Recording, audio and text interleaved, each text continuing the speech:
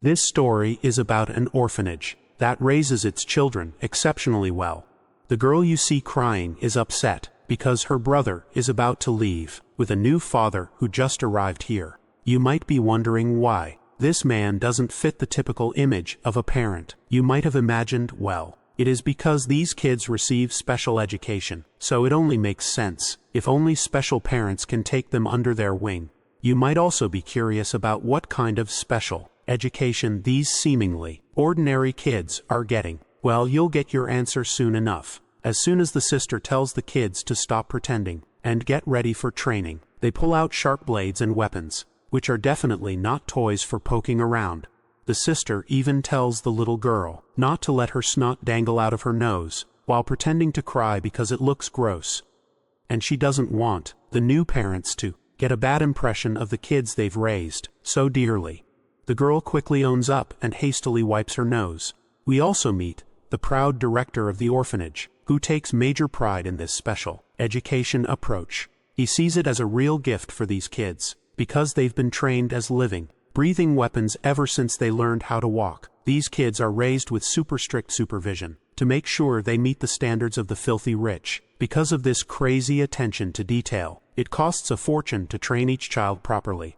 Another question that might come up in your mind is what these kids are actually used for. Well, there is not any straightforward answer to this question, and the director just says they're like computers. And what they're used for is decided by the buyers, or as you might call them, the new parents. For example, this rich fat cat who has just adopted a new kid shows his new son a photo of a man and says, "This is your target, memorize his face." The director then explains that, since these kids are living weapons, they pose significant threat to the buyer. So the orphanage made sure to drill each and every one with 3 absolute principles. From a young age, these are the rules they can't disobey, because they have been wired in their subconscious mind. And the orphanage calls these the 3 absolute principles. And they're crucial for keeping the kids under control. While this fat guy is drilling the boy about memorizing the photo, the kid, however, points out that there's a car tailing them closely. The old man is a bit startled to hear something he never asked. He stammers, explaining it's typical, demanding to know what the heck he's talking about, and tells him to just focus on memorizing the damn picture. The kid quickly snaps back to attention and swears to follow the orders. And there you go. That's what the first principle is all about. Absolute compliance to the parents' orders. That car tailing them smashes into them, and their car flips over from the impact. The kid scrambles out and sees his father, badly hurt and barely clinging to life. And that is when we learn about the second principle. These kids are drilled with: never use your powers without your parents' permission. As the kid mourns his father, the attackers get out of their cars, with their guns in hand. As they cautiously approach the flipped car, they spot the kid crying and begging for help, shouting that his dad isn't breathing. The attackers are taken aback to see this, because they had no idea that there was a kid in the car. They decide to toss the kid aside to finish up the work, but before they can, the boy whips out a knife and stabs one of them, right in the throat, making him bleed like crazy. And then quickly snatches the gun from the fallen enemy. Before the other hitman even realizes what's happening, he sees the kid aiming the gun at him, and gets a solid bullet right in the head, ending him with a single shot. And that's what the third rule is all about. Forget the first 2 principles, and do whatever it takes to keep your parents safe. The director, on the other hand, couldn't be prouder of his children. He is practically bursting with joy and pride for raising such perfect, exceptional kids. He quickly shows the register book, containing information about each and every kid, and asks his buyer which one he would prefer. But the buyer flatly refuses any of them. So, the old man puts the register book back on the drawer, and reluctantly pulls out a file for a kid who's already been deemed a defective product. He's disappointed that the buyer is only interested in this particular one. Apparently, this misfit kid was a real gem. Even the director is a huge fan of his. He had the best skills out of all the weapons they'd whipped up, and the old man was practically swooning over him. But of course the kid disappeared. And the directors left wondering if he's even still breathing. They've been on a wild goose chase to find him, but since he's parentless, he can't use his powers without someone's permission. So, They're pretty much in the dark because of zero leads, and he's probably living incognito, as just another regular high school kid. Well, it seems like this supposed ultimate weapon is getting pushed around by a bunch of school bullies. After taking a punch from a guy in a white hoodie, he's down for the count, rising in agony from that one brutal hit. Guess being a top-tier weapon doesn't always mean you can handle a schoolyard smackdown this guy used to have with deadpan eyes. Hovers over our boy, asking him how many points he'd give that punch. The poor guy fumbles out, that's a solid 180,000 points right there. The other bullies in the group high-five Yusuf for racking up such a high fist score. Yusuf then decides he wants to play further, planning to test his kick to see how many points he can score this time. But before he can walk to our boy Yun Ho, once again a blonde dude pushes this blackhead away and rushes up to Yun Ho, eager to know how many points his punch can earn. Yusuf doesn't appreciate getting pushed by some lowly weirdo, and even Hun Ho can tell Yusuf is pissed about the blonde's shove. So Yusuf silently strolls over to the riled-up blondie, Zion. When he gets there, he gives Zion a good old slap across the face, casually saying, "Just paying you back, buddy. No hard feelings." As much as Zion hates the humiliation of that slap, he swallows his pride and gives a thumbs up to his friend for a solid 180,000 point slap. The guy with the deadpan eyes just smiles and casually walks away, telling Zion he can buy him a pack of cigarettes. Instead of flattery before Yusuf goes, Son challenges him, promising to fight him next time. Meanwhile, the protagonist is totally fed up with all this nonsense from these ragtag idiots, because he knows he could take them all down in one fell swoop. Still, he plays the role of the dumb weakling, and Son starts choking him, demanding to know if Yusuf's punch is actually better than his. Sean keeps on bullying our boy, treating him like his personal punching bag, to vent his frustration, and tells Yun Ho to tag along with him for a little while. With no way out, the boy reluctantly follows the rowdy thug, and ends up footing the bill for their meal because, well, Zion claims he's broke, saying he's all out of cash after running errands for Yusuf. Blondie then wonders aloud who would win if he fought Yusuf head-on. In response, states that he can't say anything for sure.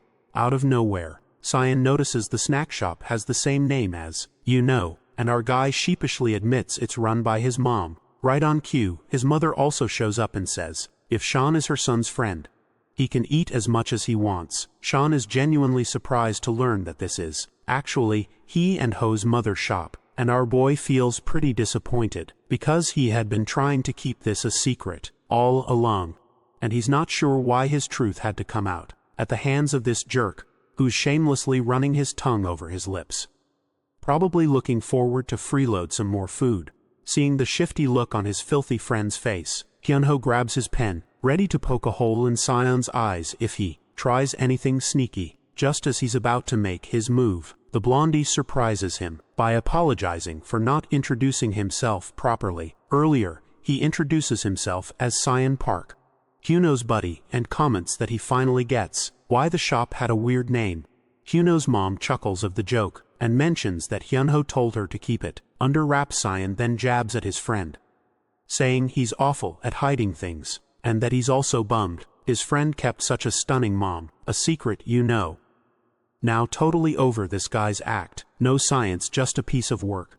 To avoid any more nonsense, he tells his mom they need to bounce because other friends are waiting for them. The woman packs up some food in a plastic bag and hands it to Science, telling him to share it with others. He explicitly and happily states that all Hunho's friends are like her own children, so Science should not shy away from anything, while Hunho tries to convince her that it's really not necessary. The blondie's eyes light up at the sight of free food. He grabs it without a second thought, completely ignoring Hyunho's internal groans. He is feeling pretty pathetic internally, begging his mom to rethink this, because he knows these guys are just a bunch of bullies, not real friends. Hunho then pleads with Sion not to share the food with Yusuf or anyone else. Sion agrees with a smirk and says his goodbyes. Yun-Ho's mom, ever the gracious host, tells Sean to bring more friends next time, to which Sean enthusiastically agrees, saying he'll definitely come back with a crew. Well, that's exactly what Hunho was trying to avoid, and here we are once Science out of sight. The The boy turns to his mom and lets loose, and while fighting to keep his tears in check, he furiously demands to know why she didn't just pretend they weren't related. Seeing her son so upset, his mom is totally confused and hurt. She tells him she was just happy to meet his friend, and apologizes if she caused any trouble. Hanho, meanwhile, is left questioning the rationality behind his words. He has no idea why he's yelling at his mom, especially when she's apologizing. He's feeling like garbage for acting out. His mom tries to explain that she just wanted him to make more friends, which is why she acted the way she did. Hyuno's hand shakes with frustration and confusion, and he's barely holding himself together. The next day at school, Hanho sees the same tailbaki his mom makes, sitting right before his eyes. Apparently Yusuf has figured out that Hanho's mom runs that snack shop down the street, so he grabbed a bowl for himself. Yusuf takes a dirty rag, dips it into his bowl of tailbaki, starts rubbing it in Hanho's face, and complains that he found this rag in his food, and demands a refund because he can't eat filth. To make matters worse, he tosses another job, sarcastically, asking if he should go directly to Hanho's mom. For the refund, Hyunho is absolutely livid with Sion, especially after he ratted out his secret, despite his pleas to keep it quiet. Trying to keep his cool, Hyunho responds coldly, asking if they're even considered friends. This gets under Yusuf's skin, and he mocks Hyunho for throwing a tantrum over a little joke, then to add insult to injury, Yusuf dumps the entire bowl of tailbaki right onto Hyunho's uniform. That's the last straw. Hyunho's already got his pen in hand, and before Yusuf can react, he doesn't hesitate to swing his hand to jab the pen straight into Yusuf's throat. His hand stops just short of the mark, trembling as he fights to keep himself in check. Yusuf, not exactly thrilled about being threatened, gets more cocky and pissed off, demanding to know what the hell Hyunho thinks he's doing. A few moments later, Science trolls into the classroom, only to find everyone dead silent. The place is a mess. Security guards are on the scene. The window has been shattered, blood is splattered across the floor, and Hyuno's glasses are scattered on the ground. Looks like things have taken a serious turn, either an accident, or dare I say, an attempt of murder. Attempted by Yusuf. You see, just a moment ago, Hyunho was mercilessly beaten by this jerk, for about 15 minutes straight. He begged for mercy draped in his own blood, and lost consciousness several times, while writhing in pain. Despite his pleas, Yusuf didn't stop and continued the relentless beating. When Hyuno was completely worn out and shattered from the brutal assault, he looked outside through the nearby window, and finally ended it by jumping out of it. Now we find ourselves in an abandoned building, where we encounter this disgusting creature again. With no shred of empathy, he casually puffs on his cigarette, and tells his friends to confess that they were the ones who accidentally pushed Hyunho out of the window while playing around. His friends are pretty reluctant to take the blame. In fact, they refuse right away to USAF, because they don't want to get into trouble. That's when Yusuf brings up a useful Korean law, known as the Juvenile Offender Law. He explains that he's no longer eligible for this, because he's past the age limit. So he's asking his friends to help him out, by confessing that they were the ones who pushed Hyunho out of the window. He insists that this is the only way he can avoid a trip to jail still. The other boys are hesitant, and remind him that, even if they take the blame, they'll be hit with a civil lawsuit. Yusuf just shrugs it off, saying he's got that covered, too. He then points out that the civil lawsuit hasn't been filed yet, and, if they eliminate Hyunho's only surviving family member, his mother, there will be no one left to file the lawsuit. Yusuf also brings a suitcase full of hard cash, offering 10 million won per person, in exchange for their help. Once everything's figured out, they decide to pay a visit that night to the grieving mother, who's still trying to cope with the loss of her son. She's sitting in her son's room, surrounded by his things, lost in her grief. As midnight strikes, the thugs quickly put on their masks and head straight for the 5th floor.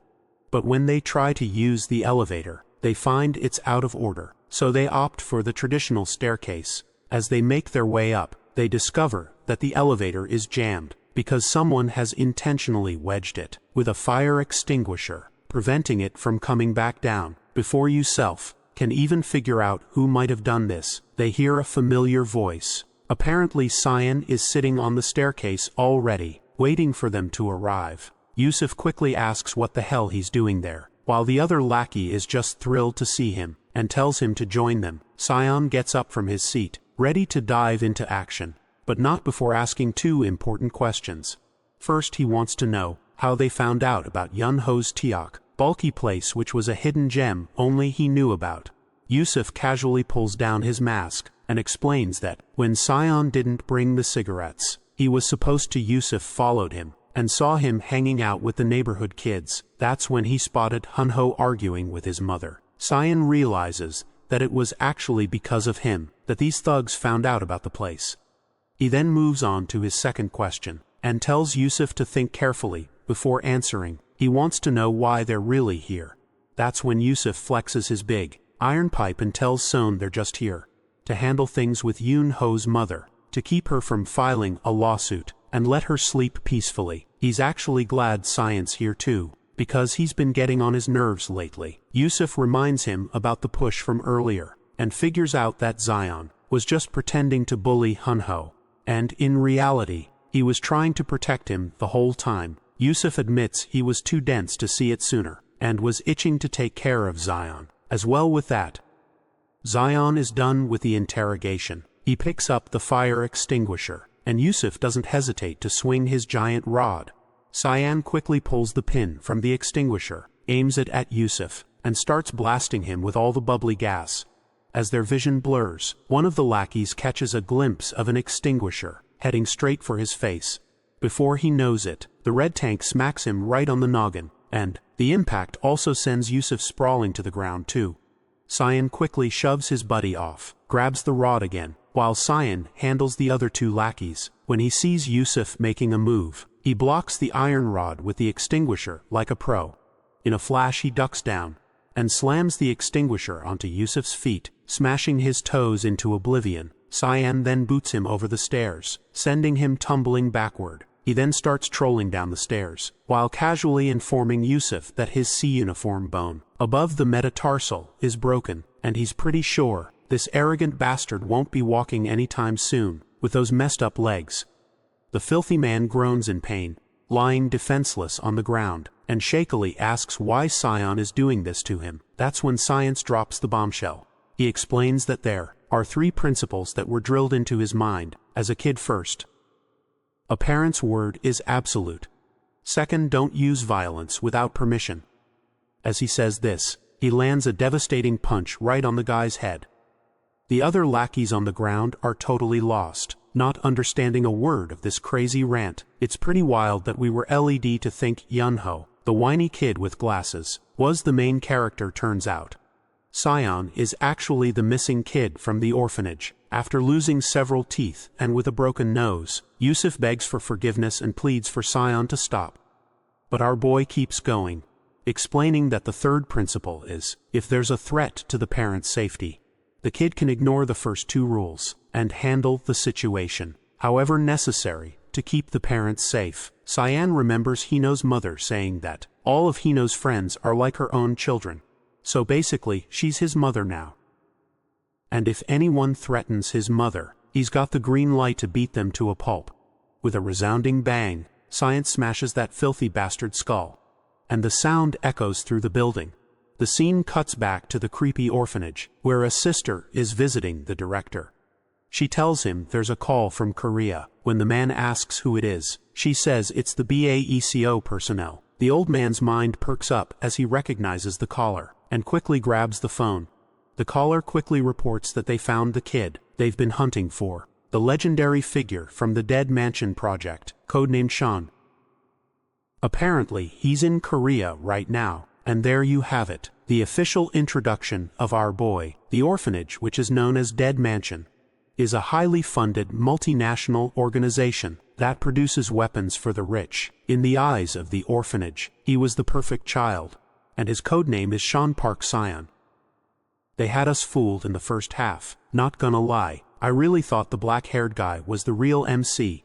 Here's the scoop on our boy's backstory. Sean was one of the children created by the Dead Mansion project. He was the pinnacle of their product they had produced so far. He was top-notch in infiltration, weapon skills, and VIP assassination.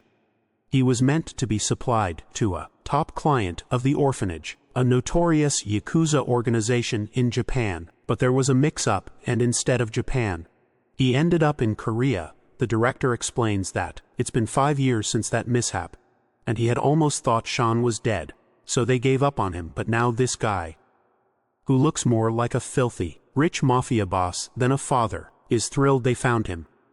He quickly tells the sister to bring Sean back as soon as possible, by any means necessary, because he can't wait any longer. The woman, whom we've been calling sister, lets down her black veil, revealing her dead eyes. She quickly adheres to the order, saying she will proceed with the retrieval operation immediately, and this lady in question goes by the name Rachel. As soon as she drops her act as sister, my God, this woman looks absolutely creepy. Dressed in a tight black shiny suit, she's not holding back a single bit in flexing her big guns. She makes it clear that she will drag Sion back, even if she has to take him out by force. This woman is the Dead Mansion instructor, and her specialty is still unknown. However, the director quickly tells her to simmer down, because he needs Sion unharmed, and she doesn't need those guns either. The lady quickly gets embarrassed, and starts picking up her robe to put it back on, muttering about how she was just getting into character. In the next scene we see Kwon Byung-woo, Yusuf's father, bowing his head to apologize to Hun-ho's mother. He promises to cover all medical expenses, mental damages, and any other compensation she might need, but the woman flat out states that nothing will change with just an apology, because this isn't something that can be resolved with words alone. The students nearby are startled to see this filthy, rich man bowing his head like this, and Kwon Byung-woo finally lifts his head, turns around with a blank face, saying he will be taking his leave. The woman is utterly baffled by his strange behavior. In response, Kwon Byung-woo covers his face with a handkerchief, and reveals that he was here to make amends, but since they can't resolve anything through discussion, he will leave, because efficiency is key in all matters. He then walks forward towards his luxurious Maybach, telling the woman that he also knows other ways to sort out this mess, because he's quite the expert in these matters. With those parting words, his car zooms off. He then complains to his manager about how disgustingly stingy and smelly that place was, insisting they tear it all down and build a mixed-use complex instead. The rich man then asks about Sion, or we can also call him Sean, and asks his manager if they have taken care of that kid. The manager lets him know their people are already en route, and the secretary will ring them once the job's done. Kwon Byung-woo just nods and heads to Salem University, Sungshim Hospital. Inside, we find Yusuf all banged up, wrapped in bandages like a mummy. He tells his dad the kid who messed him up was no average Joe. He kept rambling about some 3 engraved principles, or something. His dad raises an eyebrow, asking if this is the new trend among kids. Yusuf just shakes his head, saying he hasn't a clue. Before Yusuf can spill more, his dad cuts him off, and gives a cold stare to the women, and humbly requests the nurse to give them some alone time. Once the lady is out of the way, he slaps his son hard right over his face, just like any typical father. After slapping Yusuf's face, Byung-woo lets him have it. What's really grinding his gears isn't just that his son picked a fight, bullied some kids, and caused them to jump out of a window. Now what's really bothering him is that Yusuf didn't clean up the mess afterward, leaving a trail of evidence behind. He drills into USAF that the basics of the job are to avoid doing things twice, meaning don't screw up and leave evidence for others to find. Byung-woo tells him to watch his father closely and learn from this chance to fix things. Meanwhile, Sean is taking a beating from a group of goons sent by Byung-woo, the leader, decked out in gloves, watches as his lackeys drag the injured boy from the ground.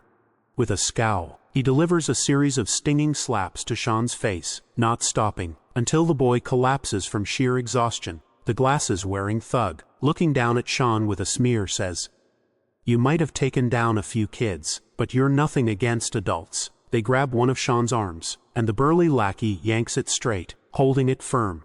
The leader then places his foot on Sean's arm and applies all his weight, leaving the poor kid writhing in agony. Before they leave, they make sure Sean knows this is payback for the humiliation and beating he dealt to their young master Yusuf. They're leaving him alive, just so he can stew over his mistakes, As dusk settles in, Sean sits there, snapping his shoulder back with a smear. He chuckles at how the goons couldn't even tell the difference between a dislocated and a broken arm, despite their big talk about being adults. The beating he received, well, it was nothing compared to the thrashings Aunt Rachel used to dish out. Sean's frustrated that he can't tap into his full strength without orders, but he's relieved, knowing Yusuf won't be bullying anyone else, as he heads out grumbling to himself. He runs into he and Ho's mother. She recognizes him immediately and asks, "What happened to you?" with a warm hello. Sean greets her and is soon invited to dinner. Hyuno's mother has prepared a feast, urging him to eat his fill. When Sean hears this command to eat, he dives into the food like a wild beast. He is driven by an instinct to comply, with the care of someone he now sees as his parent. The mother then gently instructs Sean to drink some water, pointing out that it'll help him digest better. Sean follows her advice, downing the water with a hearty gulp and letting out a satisfied burp. Afterwards he thanks her for the meal and she smiles. Happy to see him after such a long time, Sean's mood turns serious as he asks about Hino's condition. In response, she assures him that the surgery went smoothly and that he and Ho's doing fine. She's hopeful for his recovery, even though things are tough right now. Then her strength seems to crumble. Her hand starts to shake and tears flow freely. She sobs, feeling weak compared to her son, and helpless as a mother. Her heartfelt wish spills out of her tongue. She wants to destroy everyone who hurt Yun-ho, especially Yusuf's father, and tear them all apart. Well, it looks like Sean has finally found a reason to unleash his powers at full force against those jerks. As the lady turns around to apologize for her sudden outburst, Sean's already long gone. The scene then shifts to Byung-woo Construction Company. Inside the building, the father of that nasty son raises a toast to celebrate the record profit they've racked up in the third quarter of this year.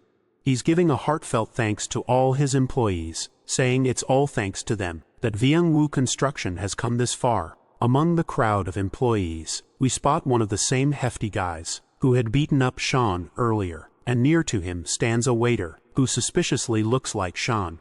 The waiter approaches the man and offers to pour him a drink. As soon as the man says pour some, the waiter smashes the bottle right over this jerk's face. The bottle shatters, leaving the wine and glasses scattered through the air.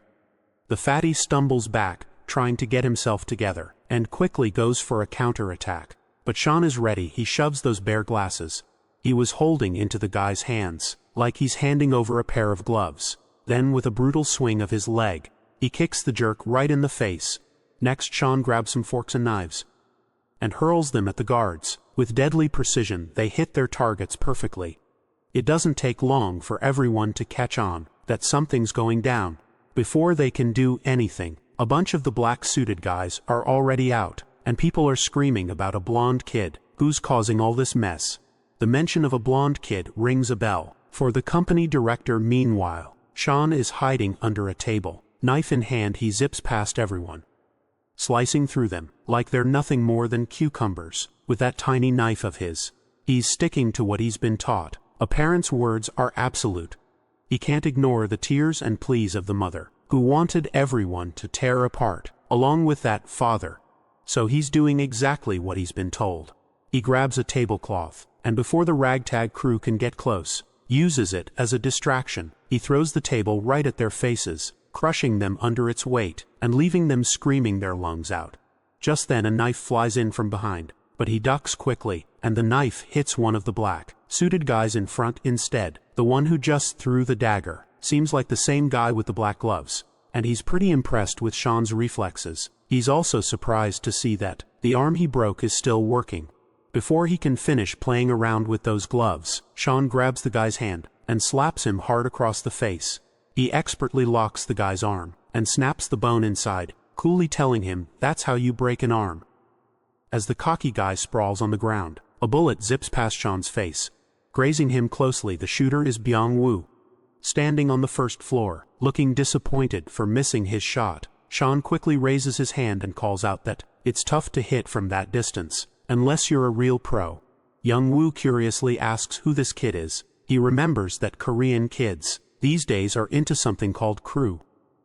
So he asks if Sean is part of that too. To which Sean responds that he doesn't know what the heck that crew thing means. But if Byung is asking which crew he belongs to, then he proudly states that he is with the Hyunho snack shop. The mention of Hyunho snacks rings a bell for the zombie-like dude, and promptly asks if Sean is talking about that smelly alleyway junk food place with a smear. The man shoves the gun barrel right between Sean's eyes and asks if the woman tipped him off to kill him. Sean smirks and says he's absolutely wrong, because all she did was tell him to tear and crush everyone. While the zombie is trying to figure out what the heck Sean is saying, my guy moves with lightning speed, knocks the gun away, and gives the guy a solid slap. That one slap was enough to scramble Byung-woo's brain, and with Sean's final punch, the dude hits the ground and his face is a bloody mess, nose and mouth bleeding from the impact. Sean makes it clear he's not here to assist anyone. He's just following his parents' absolute commands. With that, he turns to walk away, while the guy on the ground keeps ranting about how he should have taken Sean out when he had the chance and regrets not sticking to his own motto of leaving no work unfinished.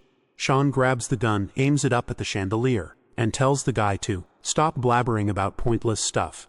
He fires, and the chandelier starts to fall, crashing down and crushing the man, just as the mother wished for. Sean walks away shaking his head and muttering how both the father and son are really just the same.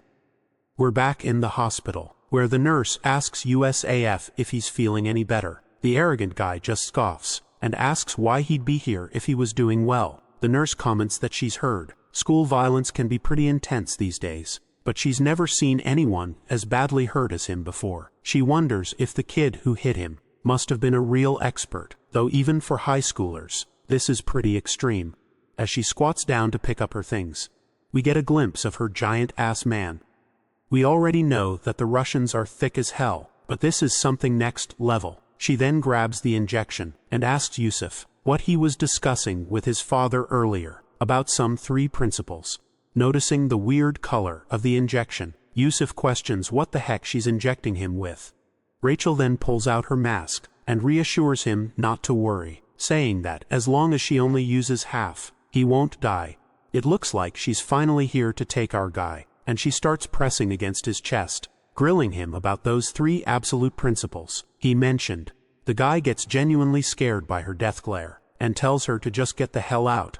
That's when Rachel pulls off her fake hair and stops playing games. She straightforwardly demands he reveal the name of the kid who messed him up like that. We also find out her specialties, which are disguise, infiltration, interrogation, and of course torture. Shortly after, Rachel calls the director. When she arrives at Byung-woo's company, she tells him that the boy apparently used his powers. The director is shocked by this news, and Rachel further explains that she rushed to the spot where Sean was last reported. But by the time she got there, he was already gone. The place was a mess with people badly injured, something only Sean's powers could have caused. The director is confused, saying he has no idea what's going on, because in the history of the Dead Mansion, no one has gone against the absolute 3 principles. The old man walks over to a cupboard, and as he opens it, a deluge of books spills out. He remarks that if Sean is ignoring the absolute 3 principles, it's no ordinary matter anymore. The weapons the Dead Mansion sold off could bypass these principles and target the Dead Mansion itself. He instructs her that her mission has changed, and she must ensure that, if Sean is disregarding the principles, she'll need to take action, to which Rachel quickly agrees, and the director also mentions that, if she needs support in Korea, she can contact the Bako personnel there. Just then 2 men show up right on cue. They're pretty amazed that a single high schooler managed to take them all down.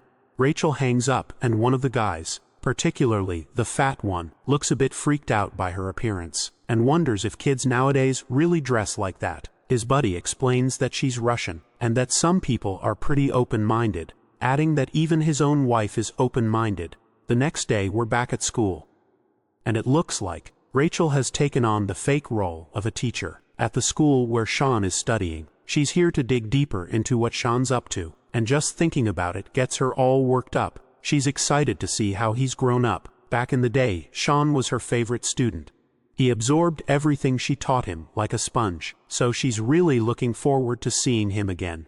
When she arrives outside the classroom, she spots Sean is in the middle of narrating the story of how Yusuf was begging for mercy after he beat the crap out of him.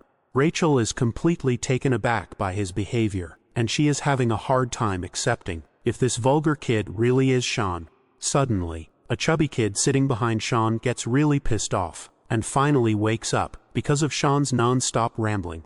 They both start getting cocky with each other, and Rachel wonders if they've already figured out who's boss. She remembers how at Dead Mansion, they had this annual event where the kids fought to measure their combat power and determine who was on top. It was so cute when they challenged her, and Sean was always the strongest among them.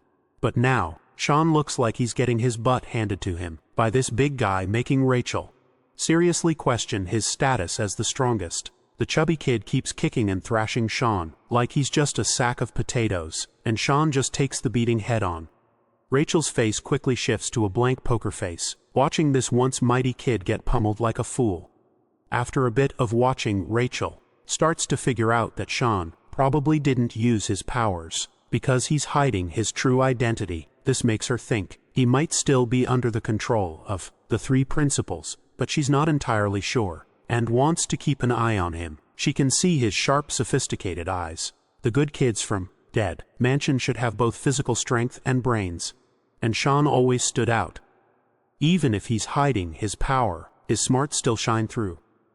As his former teacher, she's a bit troubled that he can't disguise himself properly, and thinks about teaching him again when she gets the chance while Sean is busy doodling.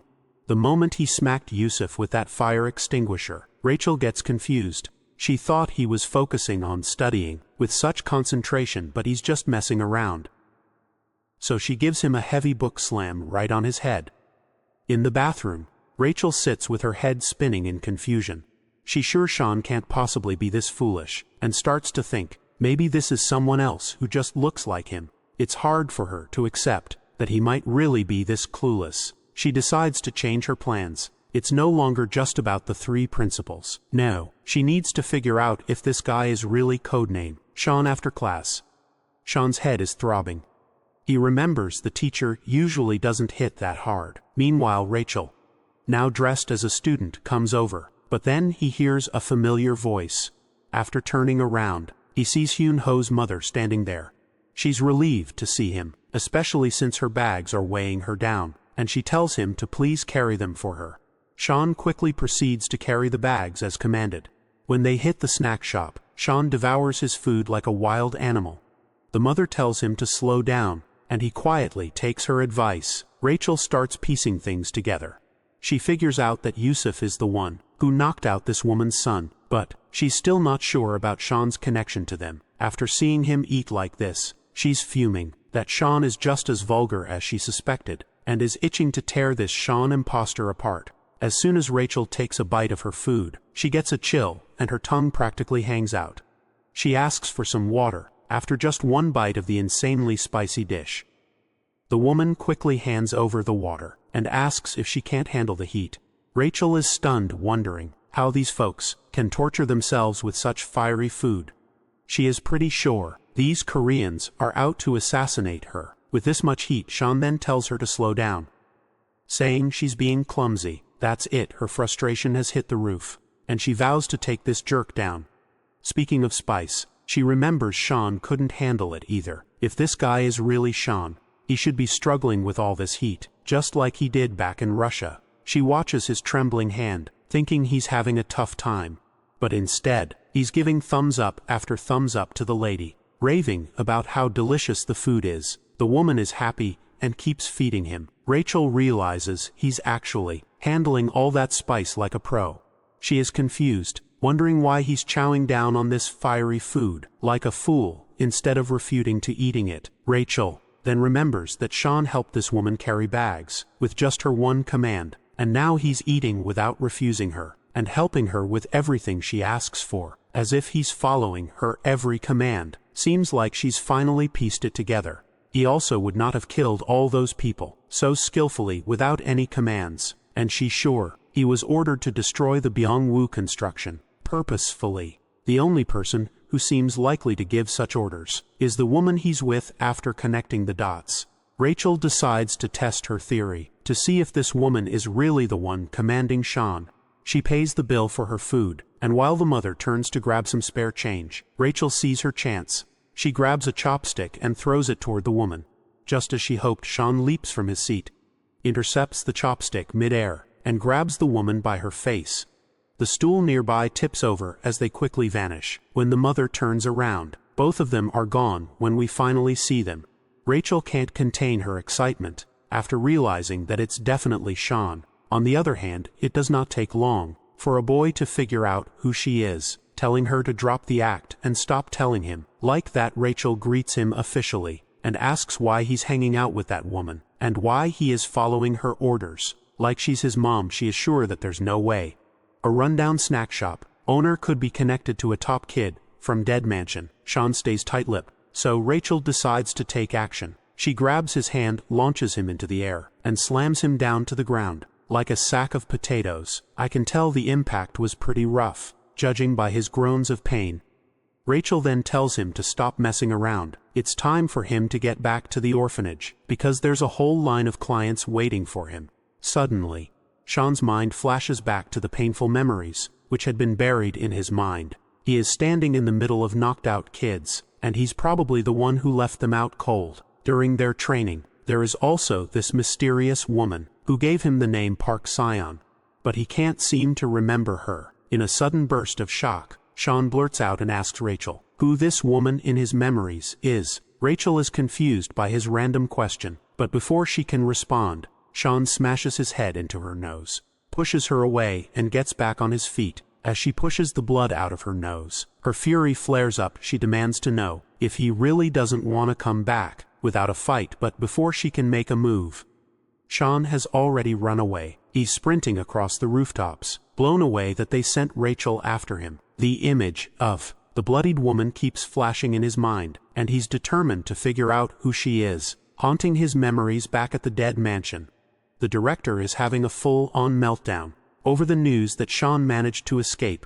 Rachel apologizes, saying he slipped away while she was momentarily distracted, but she also brings some good news. They've tracked down the old woman who's controlling Sean with the 3 principles. Turns out she's the one Sean recognizes as his parent. The director is thrown for a loop.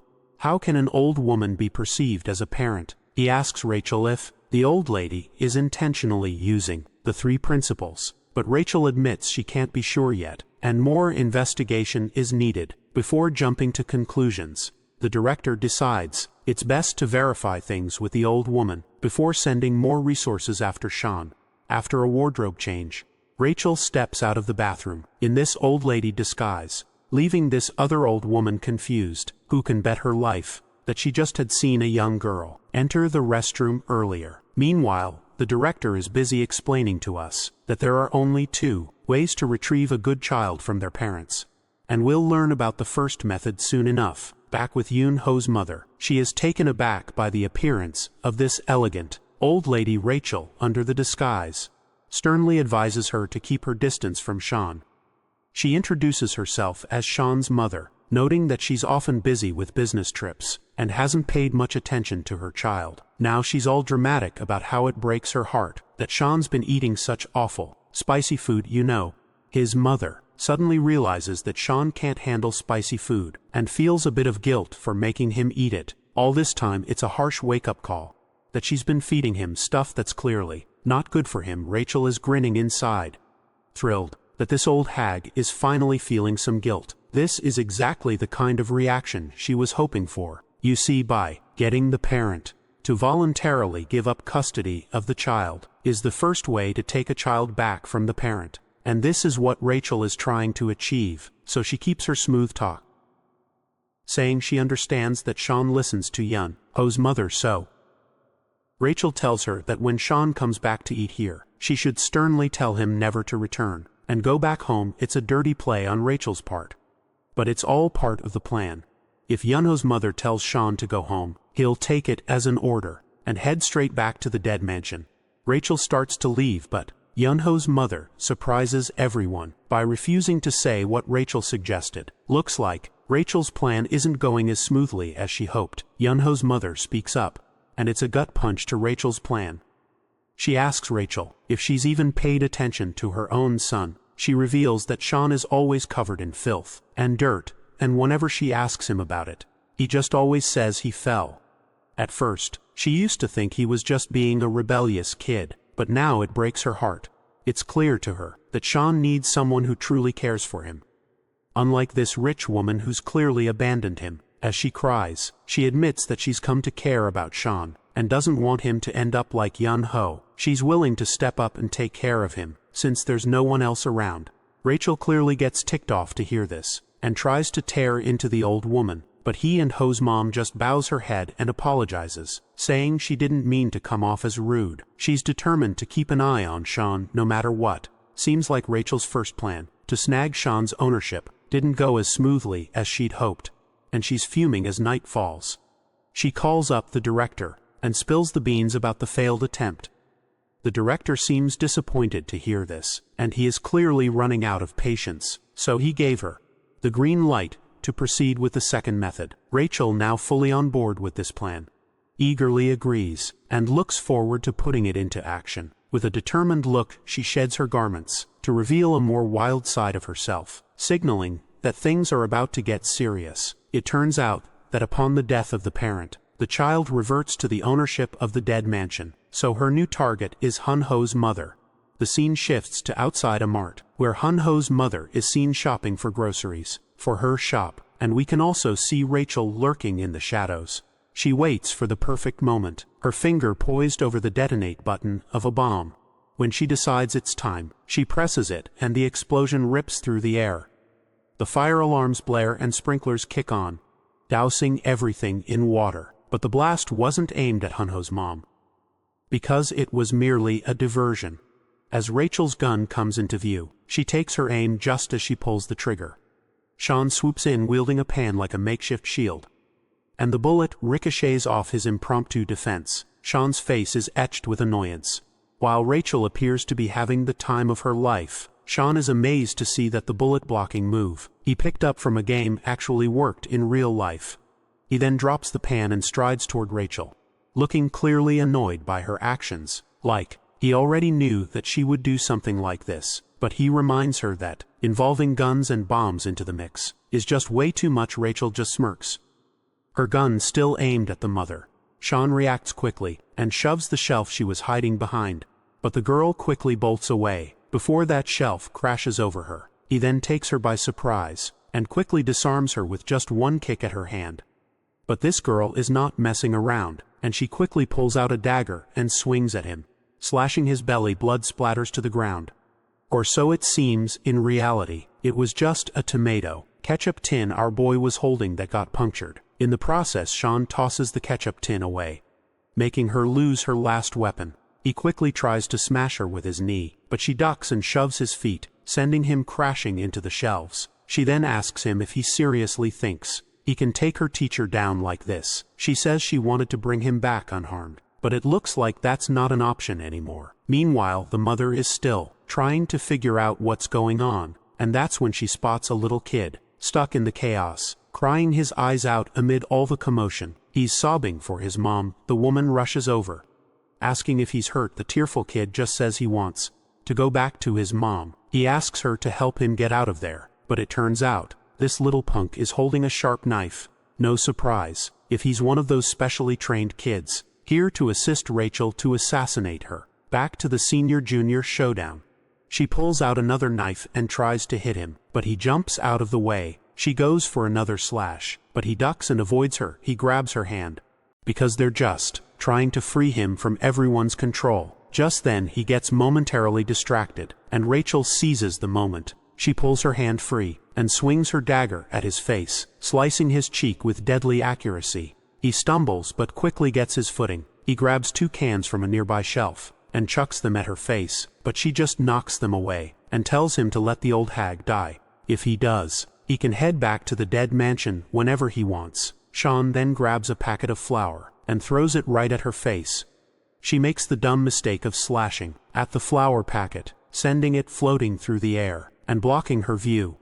While struggling to breathe through the flour, she doesn't notice the scissors coming her way. Thanks to her quick reflexes, she narrowly avoids a serious cut ending up with just a small mark on her face, and her hair slightly trimmed.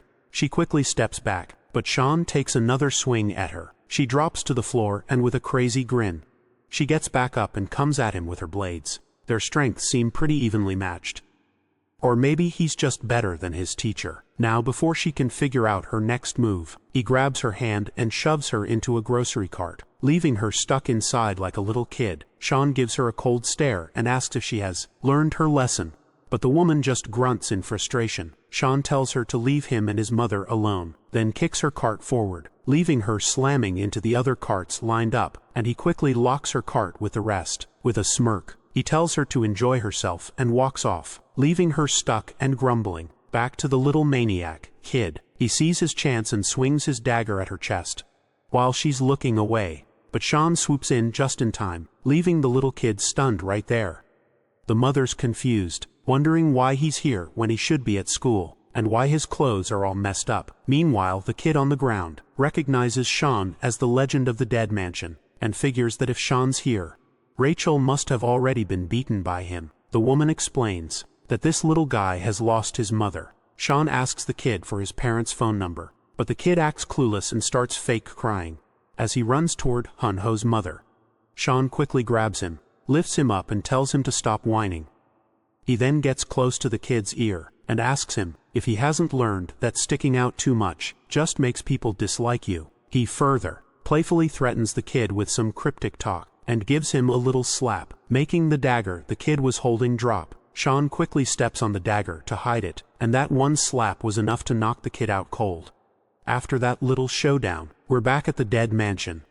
The director wakes up in the middle of the night because of an unexpected phone call. Grumbling, he throws on his gown and heads to the phone, hoping for some good news to make this early wake-up worth it. When he hears the caller's voice, a smile spreads across his face as he recognizes it's Sean on the line.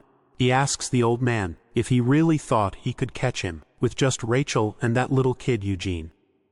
The old man's face quickly goes pale as he asks if Rachel is dead. Sean doesn't give him a direct answer, just says that no matter how many people he sends, the result will be the same. He can send as many as he wants, but it won't change a thing.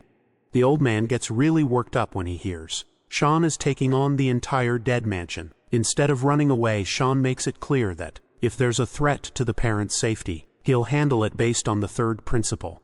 He's more than ready to stick to the rules, because he sees the dead mansion as a real threat, and will react accordingly. The old man, now on the ground and naked, breaks into a wide grin and starts laughing maniacally. He's overjoyed to see that the kid he raised is surpassing his expectations, and thinks of Sean as a divine gift, perfectly following the three principles. He wishes Sean good luck, and tells him to send the little kid back, promising not to attack the lady if Sean does that. Sean then tells the old man to call Rachel back, and the director just gets even more excited. Can't wait to meet Sean face to face. Sean tells Eugene to wake the hell up. As soon as this little brat opens his eyes, he goes on high alert. Sean informs him that he's already taken away all the weapons he was hiding, so he should save his breath instead of looking for them. He further tells the kid to eat the food, since he hasn't had anything to eat. Eugene hesitates at first, but soon devours all the food in no time. Once they start heading out, Sean asks if he liked the food, but this moody brat replies, "Not really." Sean cheekily points out that if he didn't like it, he wouldn't have chowed down like a wild dog. While they're bantering, Rachel finally shows up, and looks relieved to see that the kid is alive. Rachel quickly calls the kid over, and he meekly walks toward her. Sean tells Rachel to take the food, and make sure to fill her belly too, but this woman gives him a cold look, saying he shouldn't act so cool and chill, because she hasn't given up on him yet. She walks off saying they'll meet again soon. Rachel then starts scolding the little kid, asking why an annoying brat like him couldn't take down the old woman. Eugene apologizes for failing, and Rachel, annoyed, dismisses him. She tells him that useless brats like him should have been dealt with a long time ago. Her words make the kids shiver, and he apologizes again. Just then, Sean calls out to the kid from behind, asking if the tiek bulky he ate was tasty, and he is asking this for one last time, so he better question wisely. The kid tilts his head, and with tears streaming down his face, he says it was tasty. That's all Sean wanted to hear, and he wastes no time telling Eugene they're going back to Huno's snack bar to taste this delicious delight once again. Before we dive further into the story, here's a quick rundown of Eugene's past. As you might already know, the ownership of the children from the dead mansion belongs to the buyers or parents. If these parents die, ownership reverts back to the dead mansion. Eugene had been adopted multiple times, but each time his parents died. This cycle continued, and after yet another return, due to the death of his latest owner, the director was disappointed and muttered about how many times it had happened. The boy quickly responded that it was the 4th time, but the old man snapped that he didn't ask for an answer. The director then stated they would continue to profit by sending Eugene to new families, but failing to keep his parents alive 4 times was the worst disgrace in the history of the dead mansion. He didn't shy away from reminding Eugene that, if this continued, they would have no choice but to dispose of him. The old man asks the kid if he knows what happens to children who get disposed of with those little graves behind him. The kid can pretty much guess what's coming. The old man tells him he'll need to become someone important. He's got one last shot. Go to Korea and help Rachel get Sean. If he screws this up too, he's definitely done for in the present moment. Rachel coldly reminds him that right now, he's already considered disposed of, freaked out and desperate to prove himself. The kid begs for another chance. Rachel just gives him an icy stare. While the kid is freaking out because of what's coming, Sean steps in to save the kid. He asks if he wants to enjoy some delicious food again. The crummy woman jumps at the chance and tells the little kid that he's been given one last shot and he has to kill that old woman. Hearing this, the kid is on the verge of tears. Realizing he's been granted a final chance to prove himself, he starts crying and quickly says, "The food was delicious, so, while we thought this crummy little brat was just thrilled because Sean wanted to free him, it turns out he's actually just grateful for another shot at redemption." On the other hand, Sean cracks his wrists, ready to take the kid back to the snack shop. Rachel can tell that he still sees her as a threat to the parent, so she's sure he's prepared to fight if necessary, even though she would happily hand Eugene over. Rachel gets dramatic, asking why Sean is taking him, after promising to let them go if they spared the old woman. Sean simply shrugs and says the kid wants to stay himself, and since he finds the food delicious, he has no choice but to take him with him. She finally resigns and decides to let Eugene go with Sean. Before the little kid heads over to Sean, Rachel cryptically reminds him that this is his last chance, and he better make it worthwhile. With that, the kid quickly walks over to Sean. Rachel then points out that, since he's keeping the child and breaking his promise to let them leave, she declares that she'll also break her promise, and will always look for a chance to attack. The old lady Sean simply grabs the brat's hand and tells Rachel to do as she wishes. He adds that he won't hesitate to break her into pieces over and over again if she tries. Later, we're back at Hunho's house. Sean pretends to yell at the little boy in front of Hunho's mother. The woman quickly tells him to calm down and reminds him that he's the one who decided to look after the kid for the day. The boy admits it, but adds he doesn't want any more freeloaders crashing at her place for free food. The woman says she's perfectly fine with that. She also finds it interesting that this kid's mother is friends with Sean's mother. It turns out the truth isn't far off, as Sean's mother and this little brat are actually the same Rachel in disguise. The lady offers for them to stay, but Sean says it's not necessary. However, the little brat quickly thanks the woman, saying he'll be under her care from now on. Well, he can't let this opportunity slip, because he wants to take her out at all costs. He then introduces himself as Eugene. Meanwhile, Sean is feeling a bit overwhelmed, as this is his first time at Huno's house. Sean asks if the room over there belongs to Hyunho, and she says it does. He asks if he can go inside, and the mother gives him the go-ahead. Sean walks into the room and finds it pretty ordinary, like something out of a drama or movie. It's the kind of room that feels like a moderately happy family lives there, with a vibe of everyday life and comfort. The room gives off a sense of warmth and normalcy that Sean has always longed for. It's the kind of typical family space he wished he could have been part of. He thinks Hyunho should have been here living a happy, normal life, rather than being caught up in all the chaos. Once the brat finishes his meal, he thanks the lady and compliments her. saying everything was perfect, especially the omelet. The woman is pleased with the compliment. Then the kid asks if he can ask her a question, and she agrees. He asks if besides her son, there's any other family member living here, like a father. The woman is a bit caught off guard by the question, and isn't sure how to respond.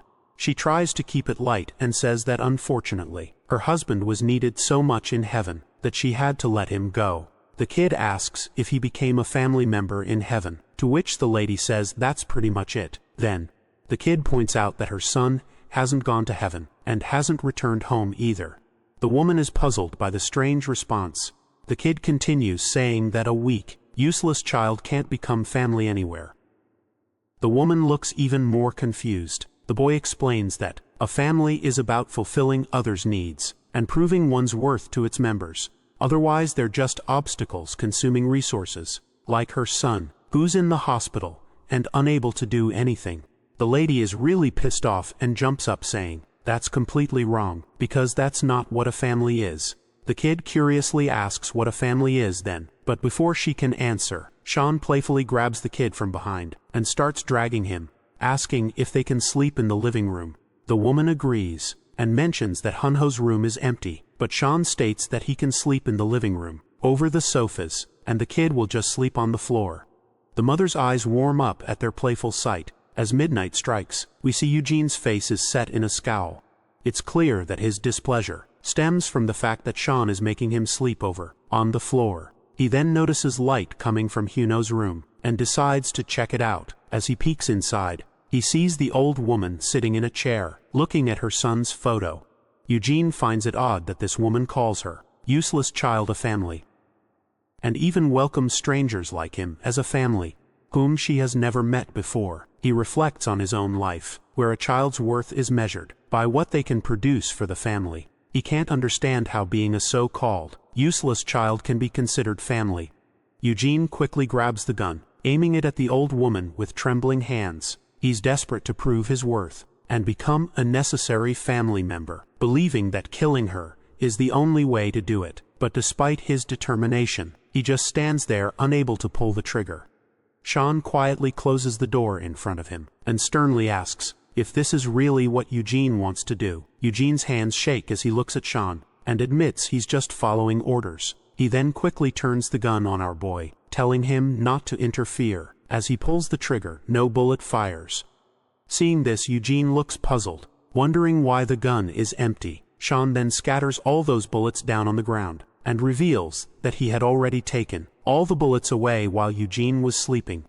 He also knows that Rachel was the one who gave him the gun. Sean gives this brat death glares, and extends his hand to grab the gun, pointing out that it's a 15-round, 9mm parabellum that weighs 112.5 grams.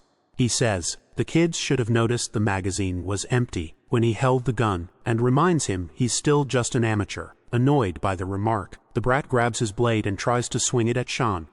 But he ends up pinned to the door by Sean, and as he turns the handle, the door swings open, sending them both crashing into the room. The little one quickly gets to his feet. Fortunately, the mother is still asleep at her desk, and hasn't noticed the commotion. Sean gestures to the brat to keep quiet.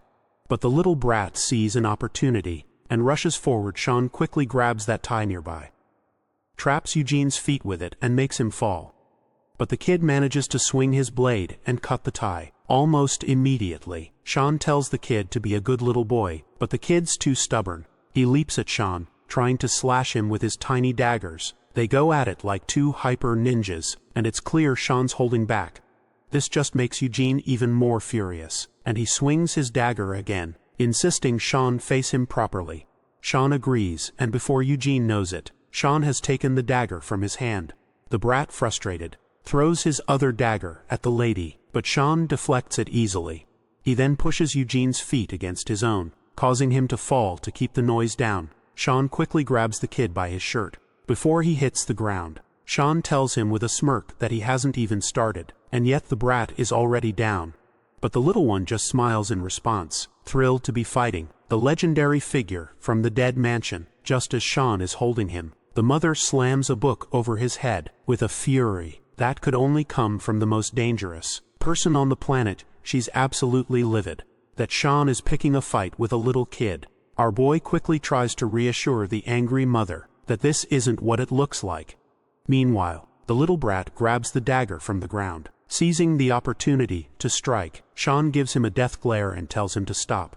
Then Sean quickly grabs the little one by the shoulders, reassuring the mother that they're just buddies, having a morning exercise session, and that the dagger is just a toy. Seems like this little one is still fixated on killing the woman, but realizes he won't get any chance while Sean is around, so he starts to think of a sneakier approach to get the job done. The lady turns to Eugene and tells him he shouldn't pick fights with his big brother, because they're all one family under one roof. The word family catches Eugene off guard again, and he gets somber finally, asking why he's being considered part of this family. Sean quickly reminds him that they eat together and sleep under the same roof. The woman agrees and pats Eugene, saying that since he's living here, he's already part of the family. Just then someone knocks on the door, calling out to see if anyone is inside. The mother goes to answer, and upon opening the door, finds a young high school girl. Well, or should I say Rachel, in disguise anyway. She greets the lady as mother, apologizes for arriving so early, and introduces herself as Marie, Eugene's older sister Rachel. In her Marie disguise, thanks the mother for taking care of Eugene. Sean peeks over and asks who's at the door. The mother tells him Eugene's sister has arrived to pick him up. Sean recognizes who this sister really is, so he steps outside to greet her. He asks Rachel what brings her here, and she simply says she's here to pick Eugene up. Rachel drops the little sister act, and cheekily explains that she's there to take the boy back, for the woman's safety as agreed. Sean then asks if she's the one who ordered Eugene to kill the mother. Rachel leans in and whispers that it was just a temporary order from her, and there's nothing to worry about. Sean tells her first of all to put away the knives she's hiding. Before saying that, she tells our boy not to worry, and reassures him that as long as he cooperates, there's nothing to fear. Sean is a bit creeped out by how casually she's threatening him and asks what happens if he doesn't cooperate. Suddenly Eugene bursts out with a big smile, asking why his sister took so long to get here. He hugs her right away and she's all dramatic, showing her happiness at seeing him. But while she's being all cheerful, she quietly reminds Eugene that he's failed again, and that the director will be pretty disappointed. Eugene snaps at her, asking if she's playing dumb or something. He explains that he hasn't ditched his mission. He's just trying to blend in with these people as family before making his move against the woman. He reminds her that the mother is guarded by the legendary hand of the dead mansion.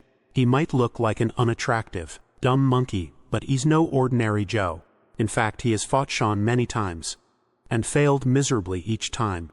Rachel agrees, saying he really does look like a kind of fool monkey. She apologizes for messing up his operation, but reassures him there's nothing to worry about. Right now they're ditching their current mission, and heading back to the dead mansion. Right away as Rachel extends her hand, the boy grabs it quietly, ready to leave with her. They announce they're heading out, and while Rachel shakes hands for a final goodbye, the little boy turns his head, telling her to let's go. Probably because he doesn't want to look at the mother, he starts walking away with her. Just then the mother calls out to Eugene, smiling and telling him to come back next time, and promises to make him an omelet just for him.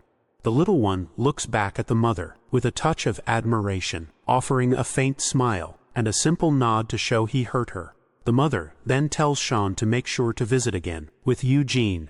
She promises to cook up something nice for them both. Sean agrees, and says he'll definitely bring Eugene along next time. The next day we're at the school principal's office. The principal starts by apologizing for the delay, explaining that the school had to go through several committees to decide on the punishments, which took some time. He gives her the good news that the perpetrator's parents have promised to cover the damages, and all the offending kids will be suspended. The woman listens quietly, and when the principal shows her the file listing all the perpetrators, she's stunned to see a familiar face, and she quickly asks what the hell Sean's photo was doing in the file. Let's turn our attention to the dead mansion and check what's up with this unhinged organization. Inside, the director was on a call, receiving the rundown of what happened to Rachel's mission, and he sounded pissed back. In her everyday, undisguised look, Rachel could only apologize to her boss. She explained that she ordered Eugene to kill the old woman, but that plan did not pan out as it was supposed to. Rachel attributed the failure to the kid being a defective and useless product, incapable of killing an old woman. He's a dad who can't even carry out an order properly. The director halted Rachel's angry rant, steering the conversation to what he really wanted to hear. He had already handed down the order to retrieve Eugene and leave the old woman alone, and yet she still went crazy and ordered the kid to eliminate the poor woman. From the director's perspective, Rachel is the one failing to carry out the mansion's orders properly, and you really don't want to disobey this man. She insisted that the only thing she failed at was retrieving Sean. However, the director placed great importance on promises, regardless of who the promise was made to. That's just his principle. With a crazed look, the director preached that before God, there should only be faith and trust. Everything else aside from those is heresy. However, there are still good children who lack faith. He had no choice but to create the controlling measure, called the three principles. So, Rachel must remember the consequences of uncontrolled and unexpected events from the past. Orders, principles, and promises. These are the absolute rules of Dead Mansion.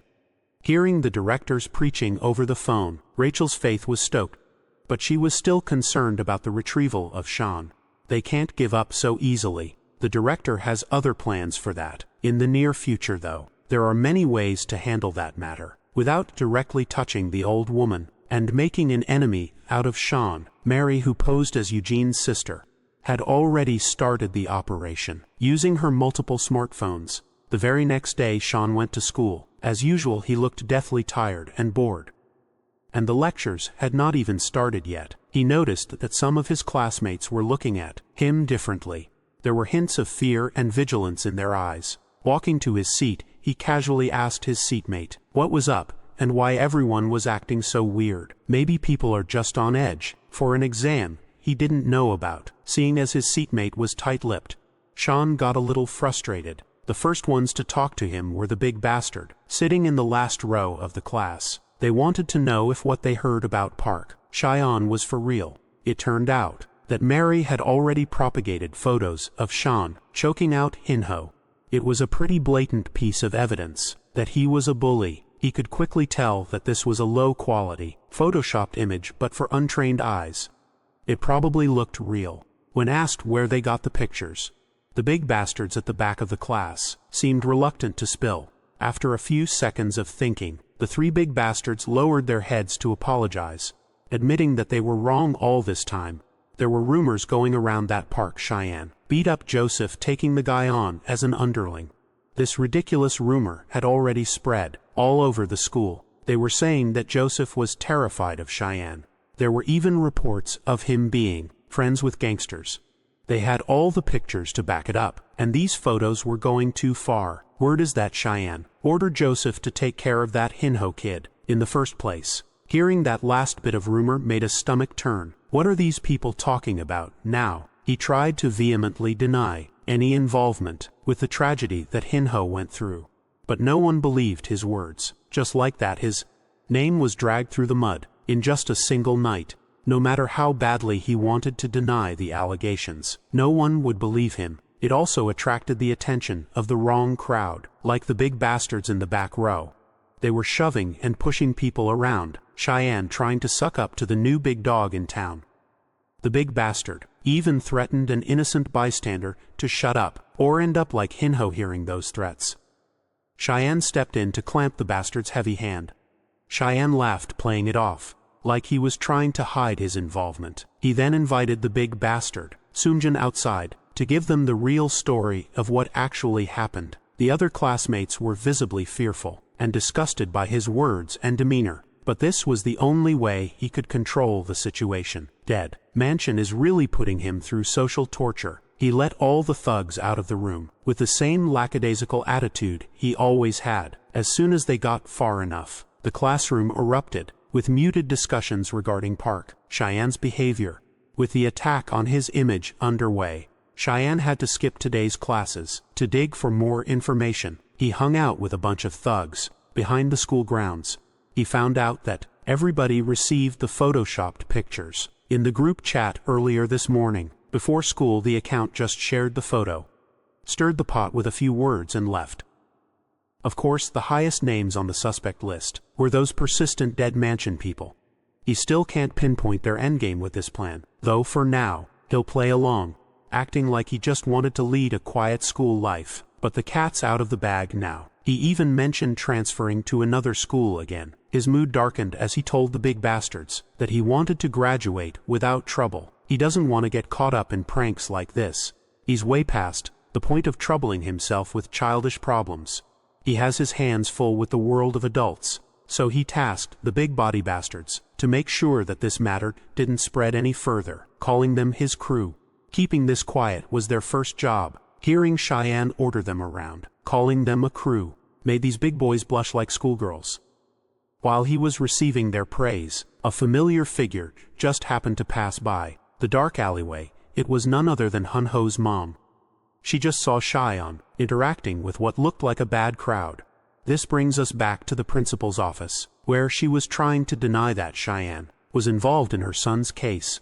She firmly believed that Cheyenne and Yun-Ho were friends, and there must have been some kind of misunderstanding along the way, but the principal had already gotten hold of the infamous photo circulating around the school. In addition, there's a testimony that he hung out with Joseph in the past. With all the available information planted recently, even the principal believed that part. Cheyenne was the original instigator of this mess. He and Ho's mother sat in that office, her mind reeling from disbelief.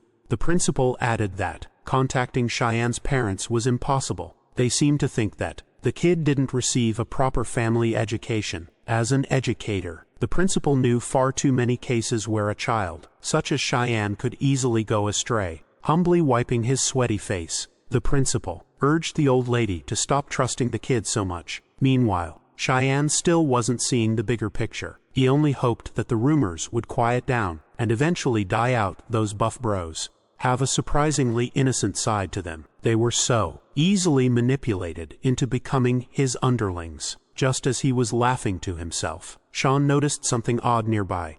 He stopped laughing and asked the figure hiding behind the alley if her name was Mary. She eventually showed herself with a wide smile. She thought she was hiding pretty well, so she wasn't expecting to get spotted so fast.